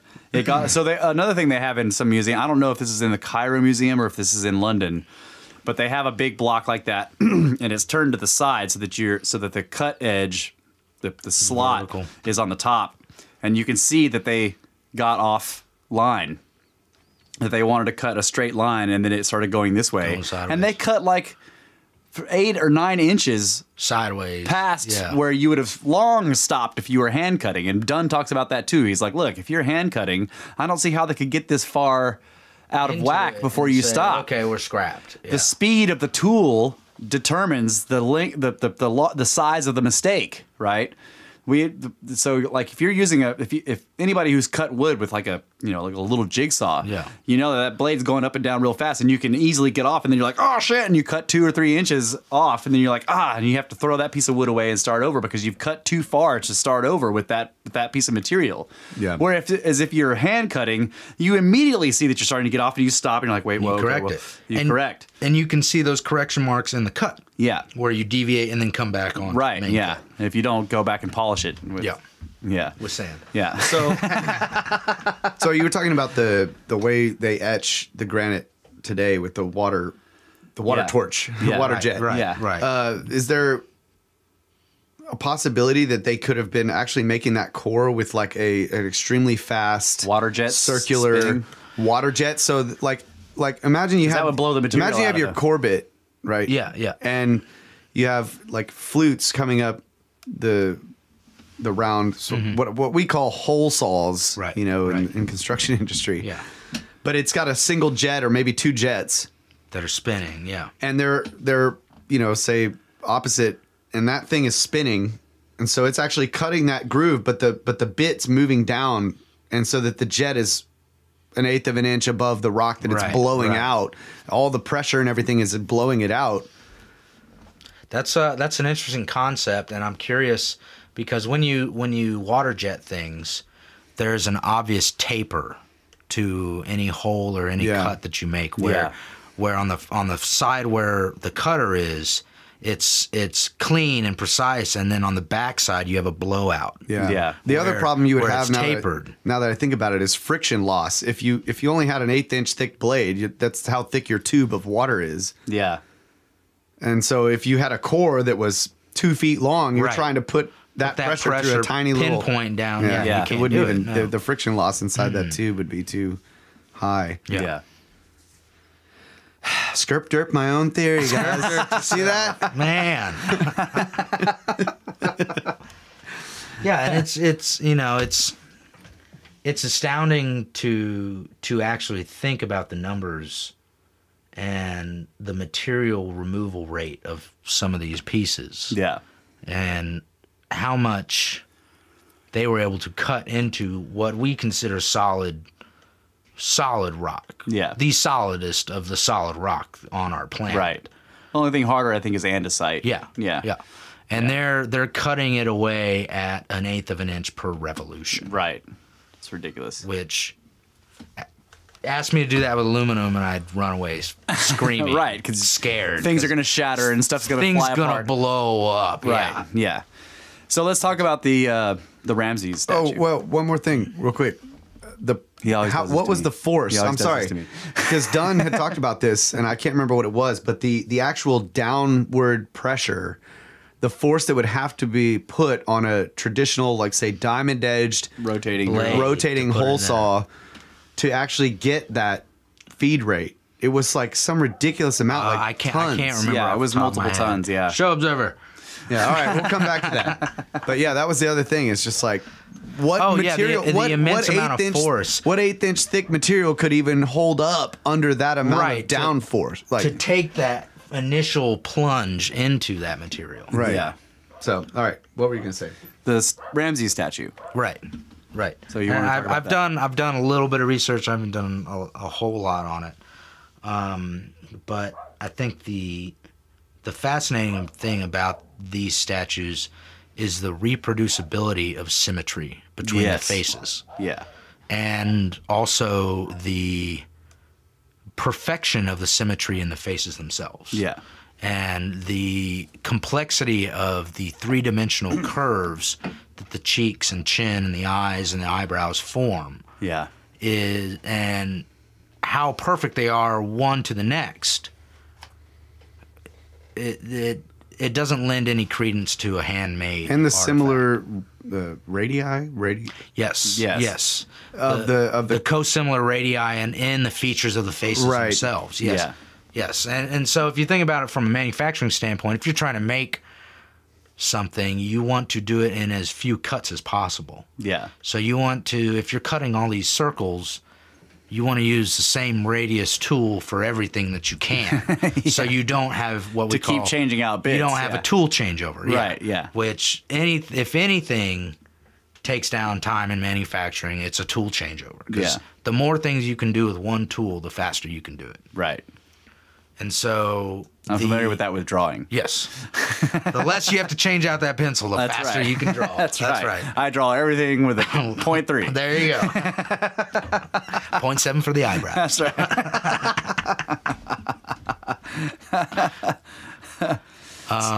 It's core sample number 7.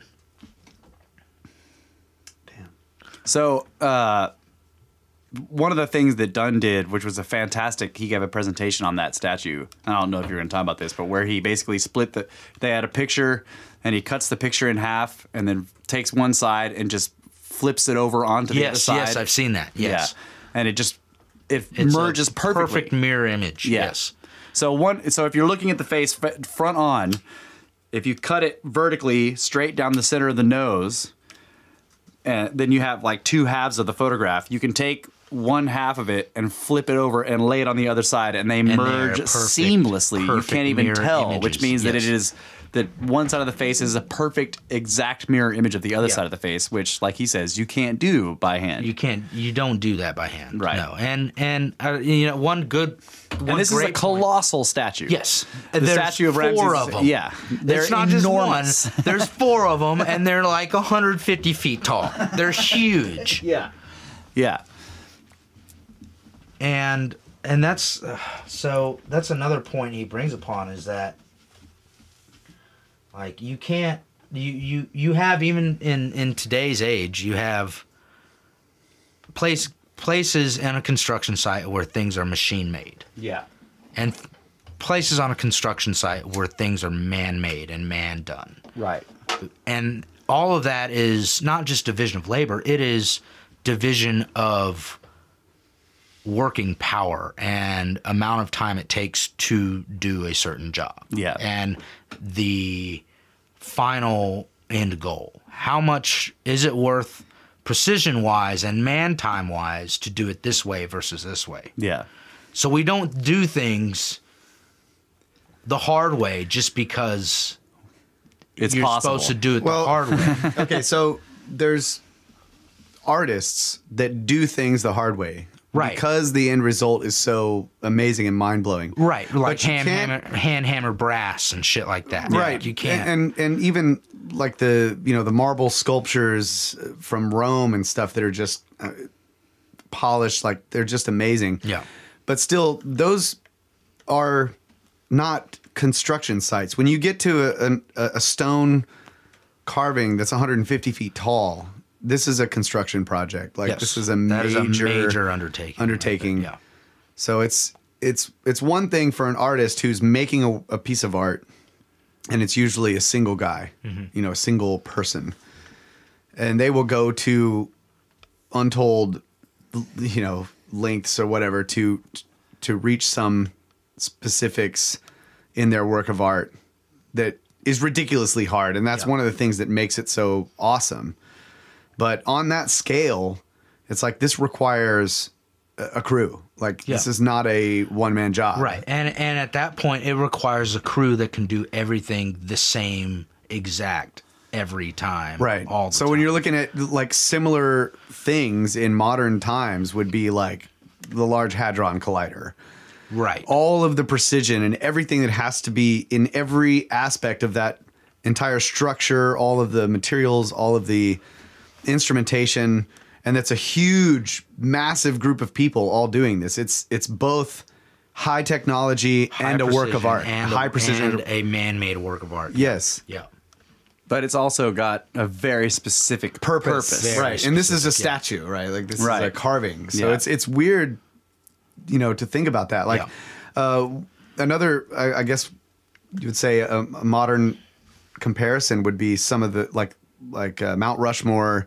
What's the Crazy Horse? Yeah, Crazy Horse. Crazy Horse. Carvings but it's like still one family. Yeah. Or something. Crazy Horse is like one family. Yeah. that has been working on this thing. For generations. Right. And when you get up close, you're never going to see that type of precision. No. You 'Cause this still guy's have suspended on- chisel marks on the Right. front of it. Yeah. This guy's suspended on, ropes and stuff with. Ding, ding, Yeah. ding, ding, ding, ding, ding, Yeah. ding, up there. Yeah. Whereas these are exactly the same, and there are no chisel marks Yeah. on them. Yeah. There's no stray. Oh, I accidentally knocked that corner off. Oops. Yeah. Yeah. Oh, that nose is going to be a little different. No, it's any rock climber out there that's like 150-foot cliff. yeah. That is a long way down. Yeah. buddy. And then you got to be up there Carve it with doing perfect all precision. the precision. Yeah. Or they did it on the ground and stood it up, which is another different hard thing to do. That's a different kind of hard Yeah. thing to do. Like if you had it laying down on Is the it a ground, single stone, or was it built? they're colossal, so they're I thought the Ramses ones are cut out of the wall. Oh, they're cut out of a wall. I believe okay. so, right? yeah, you're right. They're rock cut. I'm trying to remember the name of not Phoenix, the area, the town they're near. I don't know. Yeah, They're cut out of the wall. of Yeah, that so it's rock canyon. cut. Yeah, it's rock cut. yeah, you're right. So they weren't laying on the Yeah. ground, but there are statues that are like that have the same kind of precision that. I've seen pictures of them laying on their backs because they're Yeah, being. they never somebody's- got them up, or Yeah. they toppled them. Yeah. Well, no. I mean, they're laying on their backs now. I don't know what but one of them's in a big building, and there's no way to stand it up, right? So I don't know if it was ever stood up in antiquity or not, but it's laying on its back now, and you can look at it and you can see the face, and it's enormous, Mm-hmm. right? And you can go into the building where it's undercover, being protected from Yeah. the elements or Yeah. whatever, and it's just laying on its back, and it's just gigantic. Okay, here's from the Watcher going back a little bit. In drilling granite, diamond drills rotating at 900 revolutions per minute penetrate at the rate of 1 inch in 5 minutes. This works out to be 0.0002 inches per revolution, meaning that the ancient Egyptians were able to cut their granite with a feed rate that was 500 times greater. That's astounding. That's absolutely astounding. Like we're cutting it at 1/10 of the diameter of a human hair. Yeah. And they were cutting it at 1/8 of an inch per revolution. It's ridiculous. Shamir. Well, that's why there's all Shamir. I mean, any weird cutting stuff, Shamir. I mean, at the same time, that kind of feed rate explains the stray cut marks. Yes. You don't have stray cut marks unless it's easy to cut. Right. And some of the cutting, what would you call them? Just, I don't know, like I saw this great thing the other day on online. Somebody had posted pictures of some of the back, right? So okay, on the Giza Plateau, we've mentioned this before on the podcast. They some of the plateau was. Oh, okay. Do we need to take a break? Yeah, we need to take a break. I'll come back to this. What? I was trying to give you the silent signal so you could finish your thought. No, middle of a thought. Yeah, it never works. I hold up the hourglass and he's like, just take a break. All right, folks. Snakes. You know the ropes.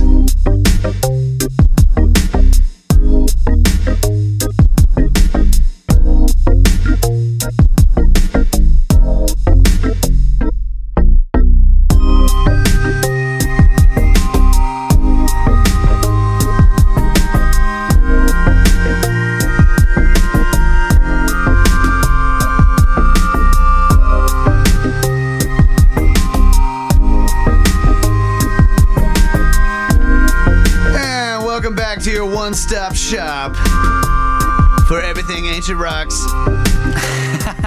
We got the engineer in the tangent cube with us talking about tolerances.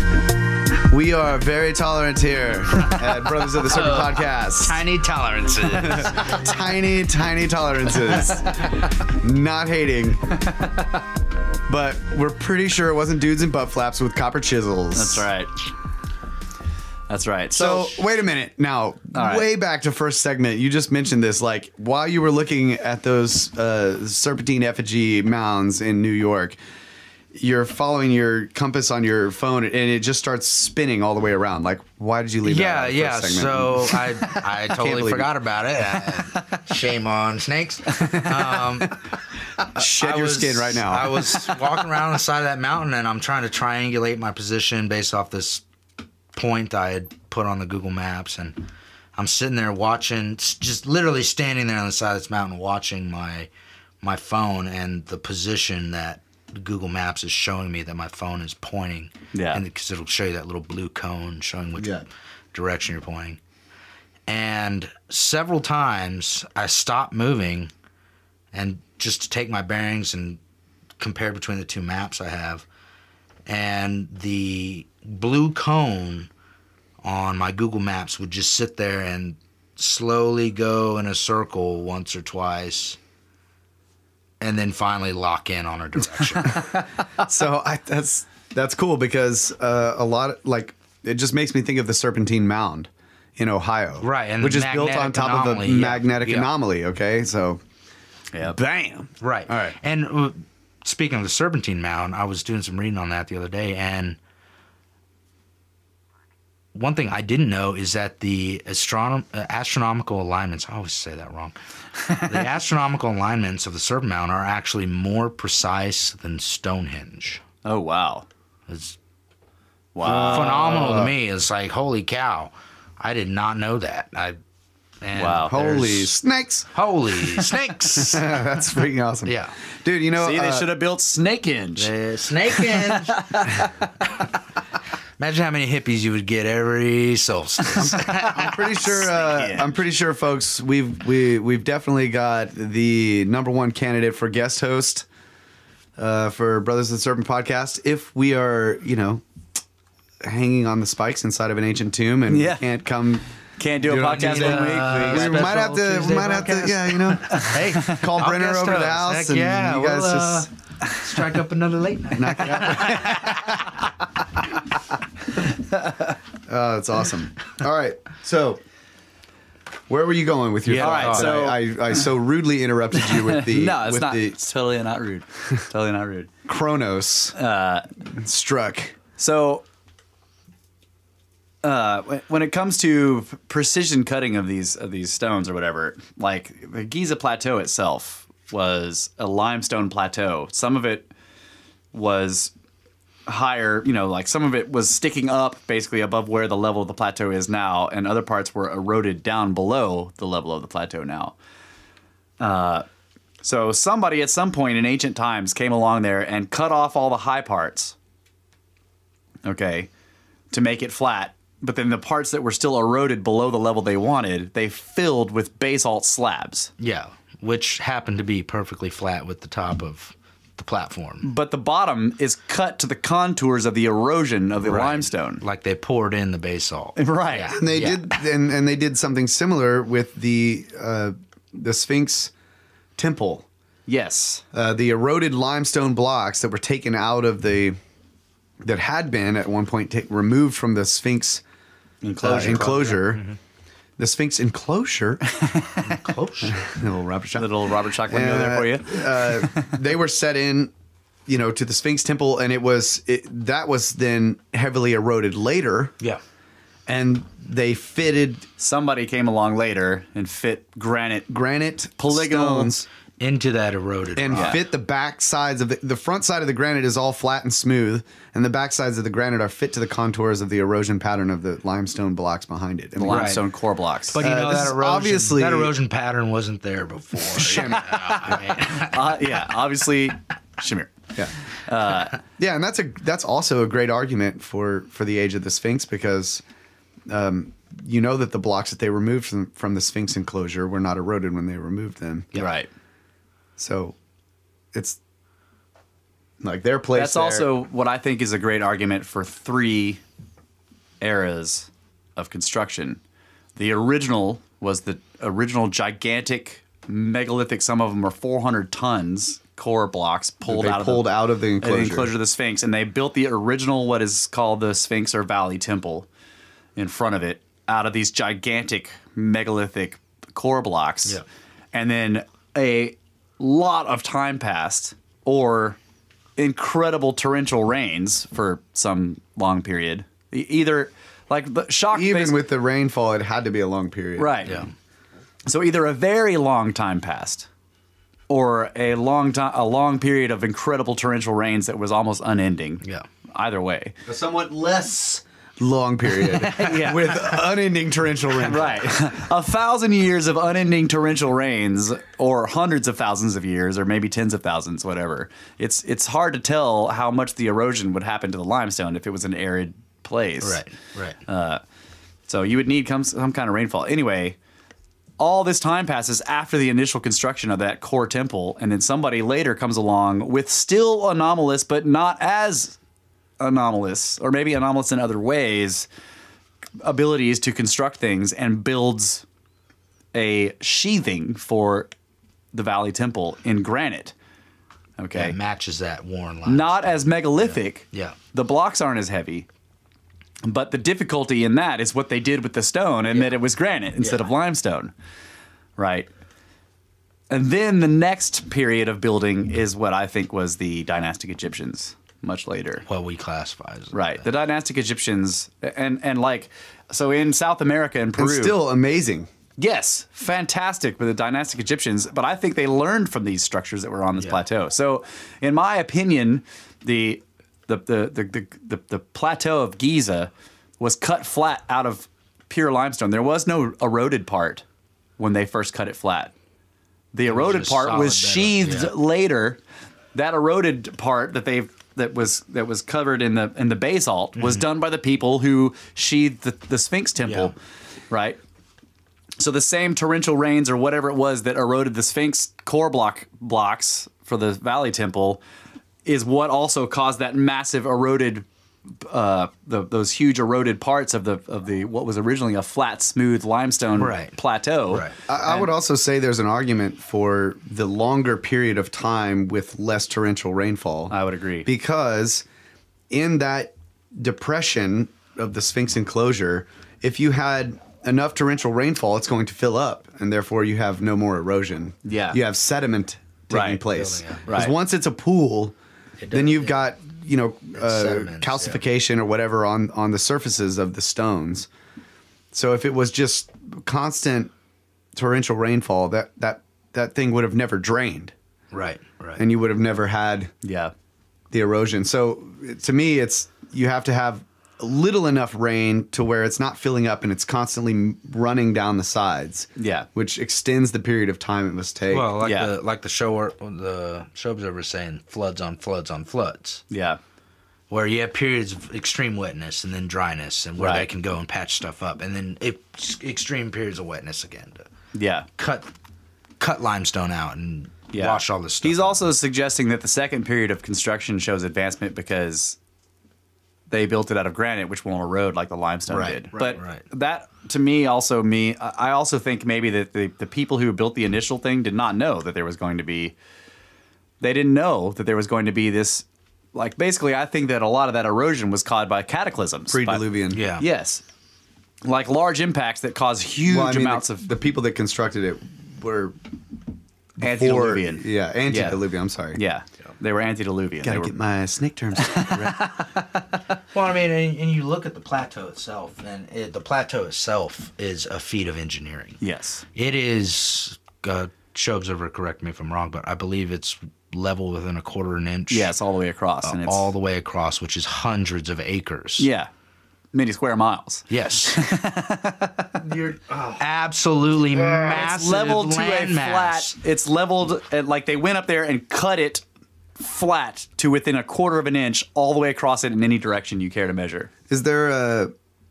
I was gonna say. And then whoever put the basalt on there, No curvature? matched that. Match that. I don't know that. That's an interesting question. Does it match the curvature of the Earth in any way? You know what I'm saying? Come on, guys. Is it perfectly flat? we can get into The world's flat, guys. Oh yeah, that's right. BT Dub, it's flat Earth. So. flat Earth. There's no curve. That's right. Except what we put into it. Yeah. Putting a curve on the plateau would have been fake news because the Earth isn't curved. Oh, where's my fake news button? Anyway, I thought it was hilarious that somebody had taken, like, there are places now where you can sort of, because for whatever reason, some of the basalt slabs have been, they were lost or they were pulled out of it. So there are places where you can sort of drop down into the eroded part of the plateau and get pictures of where the contours match. Yeah. Right, and then there's these incredible saw marks that are in the basalt It's too. just like, that's, But you see that's this like circular saw you slip. see this like perfectly flat plane, and it's black rock, and then it just merges perfectly into this white limestone, and then beneath it there's this like contoured, eroded cut where these black slabs just perfectly fit it. And somebody was like, "Them fuckers are just showing off." And it's kind of like, so what I was getting at was that it seems like it was easy. Well, yeah. I mean, you look at construction today. Unless there is an absolute reason for doing it the difficult way, we don't do it the. We do it the difficult way. easiest way We do it the to fit the easiest way function to fit the function of whatever it is. exactly. Right. So form follows function. You do it the hard way, but it's not really the hard way. It's the easiest way possible Right, to or fit the the function. cheapest way. You'll Right, even right. see Those two things are the same examples thing. of precision in manufacturing where you don't necessarily need that kind of precision, but you're already making that part, and to achieve that precision is cheaper than, say, cast molding it Yeah. or whatever. Right. So just through the fact that the process of making that part is cheaper, you get a more accurate part than what is actually necessary. Yes. And so there's the economics of all that driven into it. In as other words, well. it's easier. It's easier, Yeah. financially Cheaper- as well. cheaper or easier are kind of the easier. same. Exactly. Yeah. At the end of the day. Yeah. At the end of the day, they're the same thing. Yeah. Yeah. Because money is a value of difficulty in some ways. Exactly. Yeah. Yeah. So, like, that's the idea, and you get this. So, like, let's go. Like, we got the last segment here. Let's talk about the Baalbek Impossiblocks, because So, like, talking about the big boy. the big boys. Talk about something that is incredibly difficult to understand in terms of why did they do it this way. Yep. Are those blocks like The only answer anyone's ever been able to come up with is because it was easy for them. Yeah. Crickets. I mean, you look at those blocks and you look at those blocks and the first thing you're struck by is the immense weight of them. Right. And the Stone of the Pregnant Woman, which is the classic one, is the lightest of the ones that we've dug up. Yeah. The ones underneath it, and there are bigger. separate blocks underneath it. Yeah. They stacked the Stone of the Pregnant Woman, which was for a long time the largest known cut block ever in the world ever, is actually stacked on top of 2 blocks that are much bigger than it is. I think the other 2, the Stone of the Pregnant Woman is like 600 tons or somewhere around. No, it's way more than that. Is it 1,200? Okay, because the biggest one's like 1,600. Yeah. Yeah, But 16 to 1,800 estimated, that no one has any idea how to and actually it's figure just out. underneath the other blocks that they could move and stack on top. It's almost like an afterthought. Right. Oh, we might need this other one. Let's just cut it out now and stack it up. So I've been listening to the audiobook of Technology of the Gods Technologies of the Gods by David Hatcher Childress. And he's talking about the stones in Baalbek and in the quarry. The Stone of the Pregnant Woman, I think, is the one he's speaking of specifically when he was quoting a archaeologist who had come up with a couple of ideas about how they might have moved it. And one of the ideas was that there were like wooden rollers, like logs, that they would place underneath. I think it was something like 1 meter apart, each log. And assuming that the stone wouldn't crush the logs, which it would, completely grind them to a pulp. Yeah. As soon as even if they didn't initially, as soon as you start trying to roll it, it would. Right, but assuming that they stayed together. Yeah.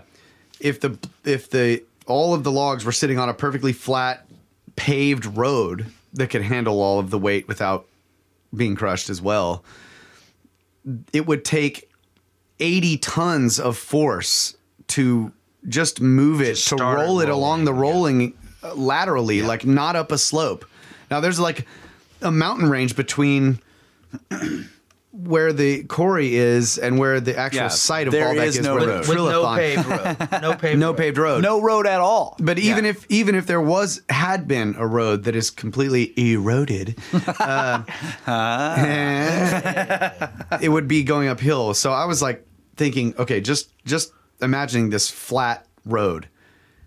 You need 80 tons of force. So I just Lateral force, yeah. Yeah, lateral force to push it along the rollers. So I did this quick little calculation, and it would basically take 800, the full weight of 800 200-pound men to move that stone.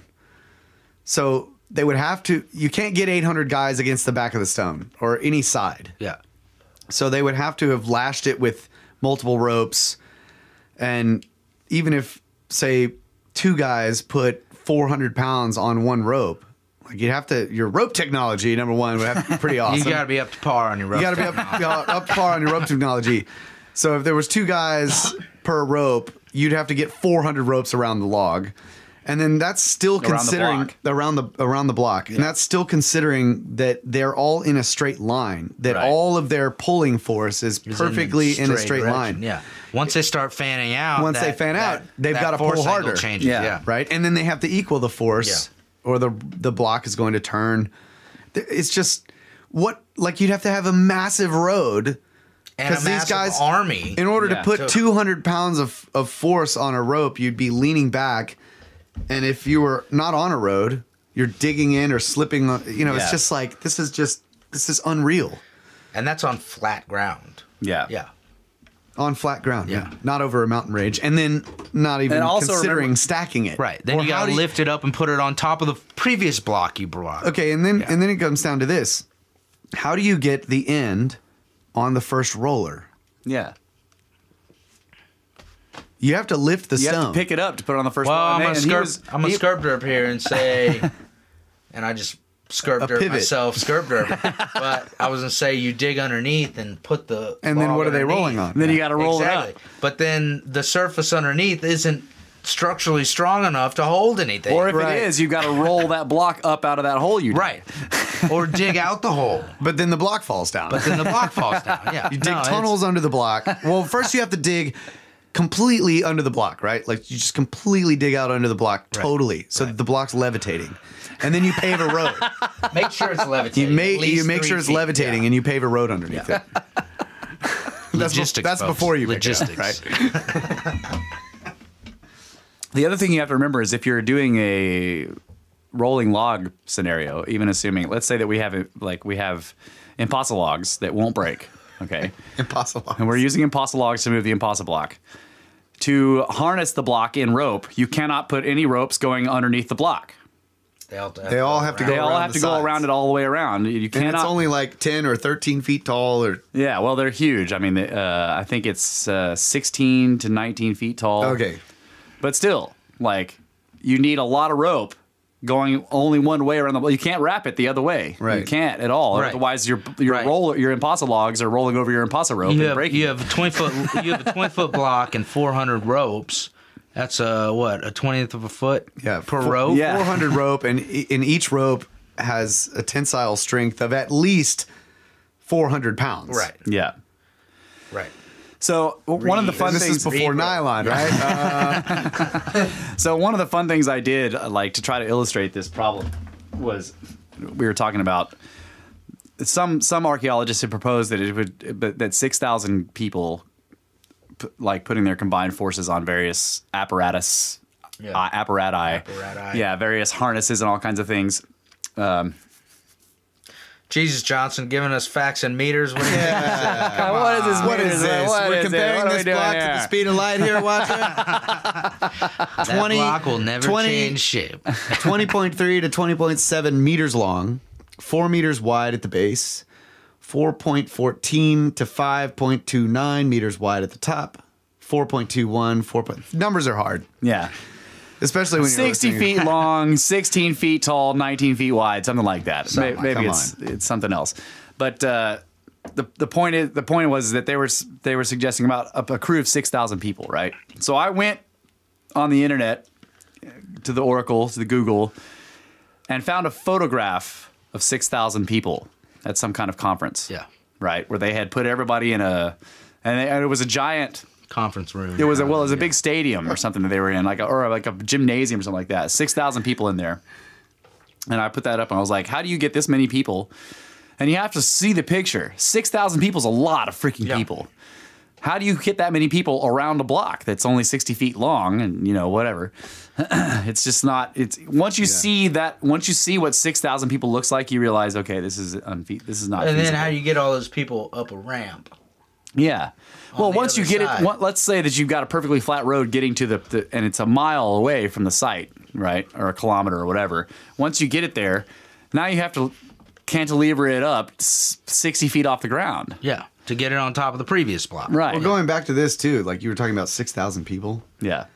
800, 200-pound guys is 80 tons. Right. Just 80 tons. Yeah. Just 80 tons on your road. Air quotes road or ramp. Right. All right. So the group of guys that is going to pull the 2,000-ton thing, they weigh 80 tons as well. Yeah. So it's like, what the hell?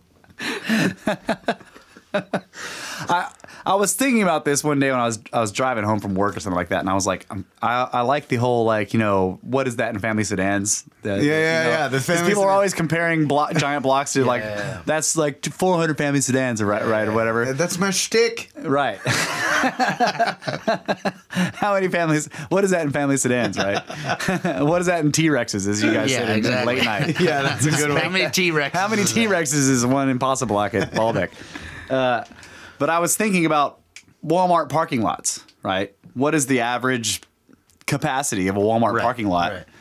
And I never went and figured this out, but it would be great to like it would take 3.5. It's like that block weighs the same as 3.5 Walmart parking lots full of cars.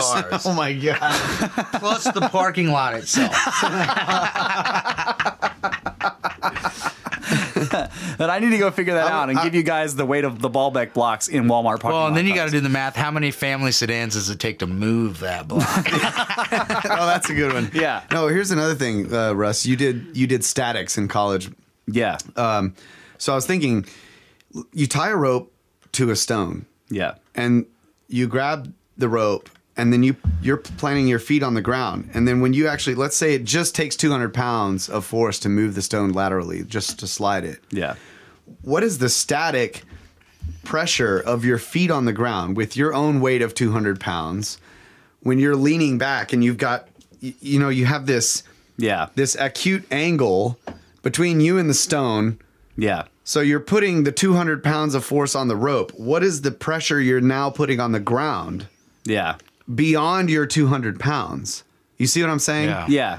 If you're the static pressure. So if that would be interesting to figure out. Yeah, it takes 80 tons to move the block. When you're tilted like that and you're like anchored to something, you can actually use your quads to put more pressure than you weigh. Way more pressure than you weigh, because you have to exert that 200 pounds and you can't put your full weight on it because you're not hanging under it. So you're actually adding a lot more pressure to the ground. That's what I'm saying. Exactly. So like these guys with ramps pulling or pushing are adding to their own weight to the ground. So that ramp or whatever has to take even more force. That's what I would like to see, is like, what's the average? Yeah, that's a good question. So you take the simple 200-pound guy, 6 feet tall, pulling on a rope, and the rope's at, say, 4 feet, 5 feet. Yeah. At his chest area. Yeah. What is the static pressure of his feet on the ramp? And then if it takes 800 dudes to do that. Yeah. What is the force you're putting on that? This is on just that road base. Yeah. The other problem is the coefficient of friction. Exactly. Once you get the block moving, it suddenly becomes a lot easier to move. And when it's that heavy, the coefficient of friction is massive. Tens of tons. Right. Yeah. So once you get it moving, suddenly, the amount of force necessary drops by an enormous amount. Yeah. Right. And then the block starts running over people.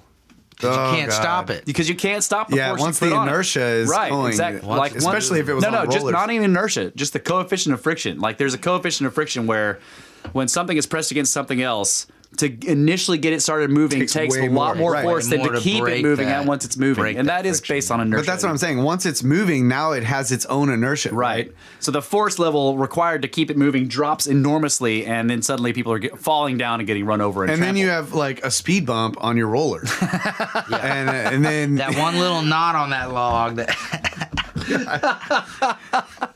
That's why they wore butt flaps, dude. Because like they're close, like. These guys in these massive mills where they're, running these massive rollers and stuff like that. You can't have any loose clothing or whatever. Long hair, shave your head, man. Yeah. People get sucked into that stuff. It's like the power takeoff on a tractor. Yeah. So that's probably why they wore butt flaps. They all wore butt flaps so they didn't get snatched under the giant blocks. Twisted loincloths. Yeah, so Brett's pointing out like the Incans who tried to move the boulder in Peru and hundreds were killed. It was thousands. 3,000 people were killed when that block got out of control. Killed 3,000 people like that. So there were 3,000 guys around a block. Yeah, they were out in the open. And they had a lot more than 3,000 people there. I think they were saying that there were 20,000. Now this is like insane. It's apocryphal though, or legendary. Yeah.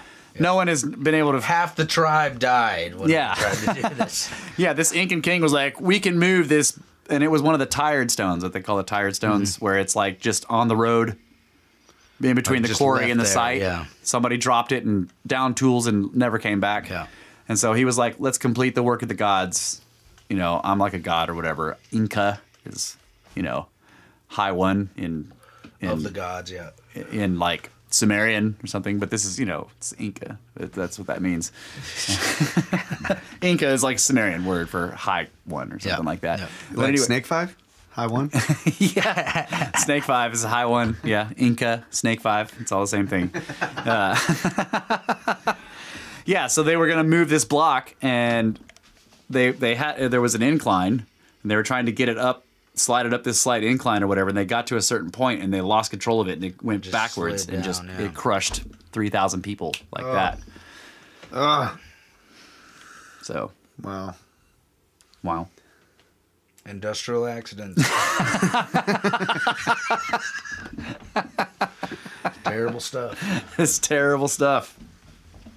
All right, well, that was a fantastic Impossiblocks episode. Yes. And thank you, GMA. Yeah. Always a pleasure. Yeah. Yeah. Fantastic. Can't wait to have you Bringing back. in the And new maybe, year with Giant Block. maybe future guest hosts. Oh, you know, absolutely. Yeah. I Future would not stand-in pass hosts. up the chance. Yeah. in case one of us is into snakes. Indisnakeable. Into snakeable time. Stuck on the spikes on the side of the tomb. Yeah. Just gladded. Possibly. You know, the only thing I can do is make sure I try and glad if I go out there in the world. Yeah, so any of you listeners, whenever you're traveling, hit us up on the blog. Yeah. Or on Twitter. Or on Twitter. Like, where are you going? You know, what might be there? Russ is the library of weird places and things in other places. So in totally normal places, there are incredibly weird things. Yeah. Hit us up. We may be able to point you in a direction to do some reconnaissance for the podcast and Yeah. send us some pictures. That would be awesome. Or even get you on the show if you want to come on and talk about what you saw. Yeah. Like we like to do that. But So- yeah, like this is a game for me. I love it. Like people are going somewhere. I'm like, where are you going? You driving? You want to go to weird shit? somewhere? And then I will start telling them like places they could check out that's nearby their route, you know? So Yo, yeah, that's what I've been doing is having to go somewhere for work or vacation, whatever, look up. Okay, is there anything snake-like? You don't have to look anything up. Just give me a call, buddy. Sure. Yeah, but be careful when you're doing it for work. Like I did it. I went to Italy for work, and my boss actually asked me like, "Will you stop looking at obelisks?" Every time I found out there was an obelisk like a couple of blocks away, I would just bail. And there was like 10 of us, you know. I'm just like gone. It's like, where'd he go? Oh, he's looking at an obelisk He's over looking there. at a rock over there. And then Kyle comes out, can you stop looking at obelisks? Classic. Sorry, man. All right, so you guys can get a hold of us at brothersoftheserpent@gmail.com. Check us out on the website, brothersoftheserpent.com, and comment there, and comment on the Twitter. That's right. Comment on the Twitter. It's at SnakeBros, SNKBRS. Snake burst. Check out the Encyclopedia and Glossary on the website too. Yeah, and make sure to share the shows if you get the chance. That's right. Don't forget to donate to our pyramid scheme and give us $1 million. Or every day. one. Pinky to the lips. That's right. $1 million. And please, reviews help very much. Spread the good word of the snake tongues. That's right. And thank you guys very much for being listeners. We love you so much for that. And thanks to GMA once again. Thank you.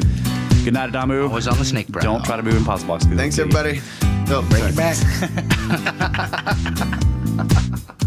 Happy New Year! Thanks to the Watcher. Yeah. Hey, buddy. Next time in feet. Yeah, give us. Dimensions and feet. This is America.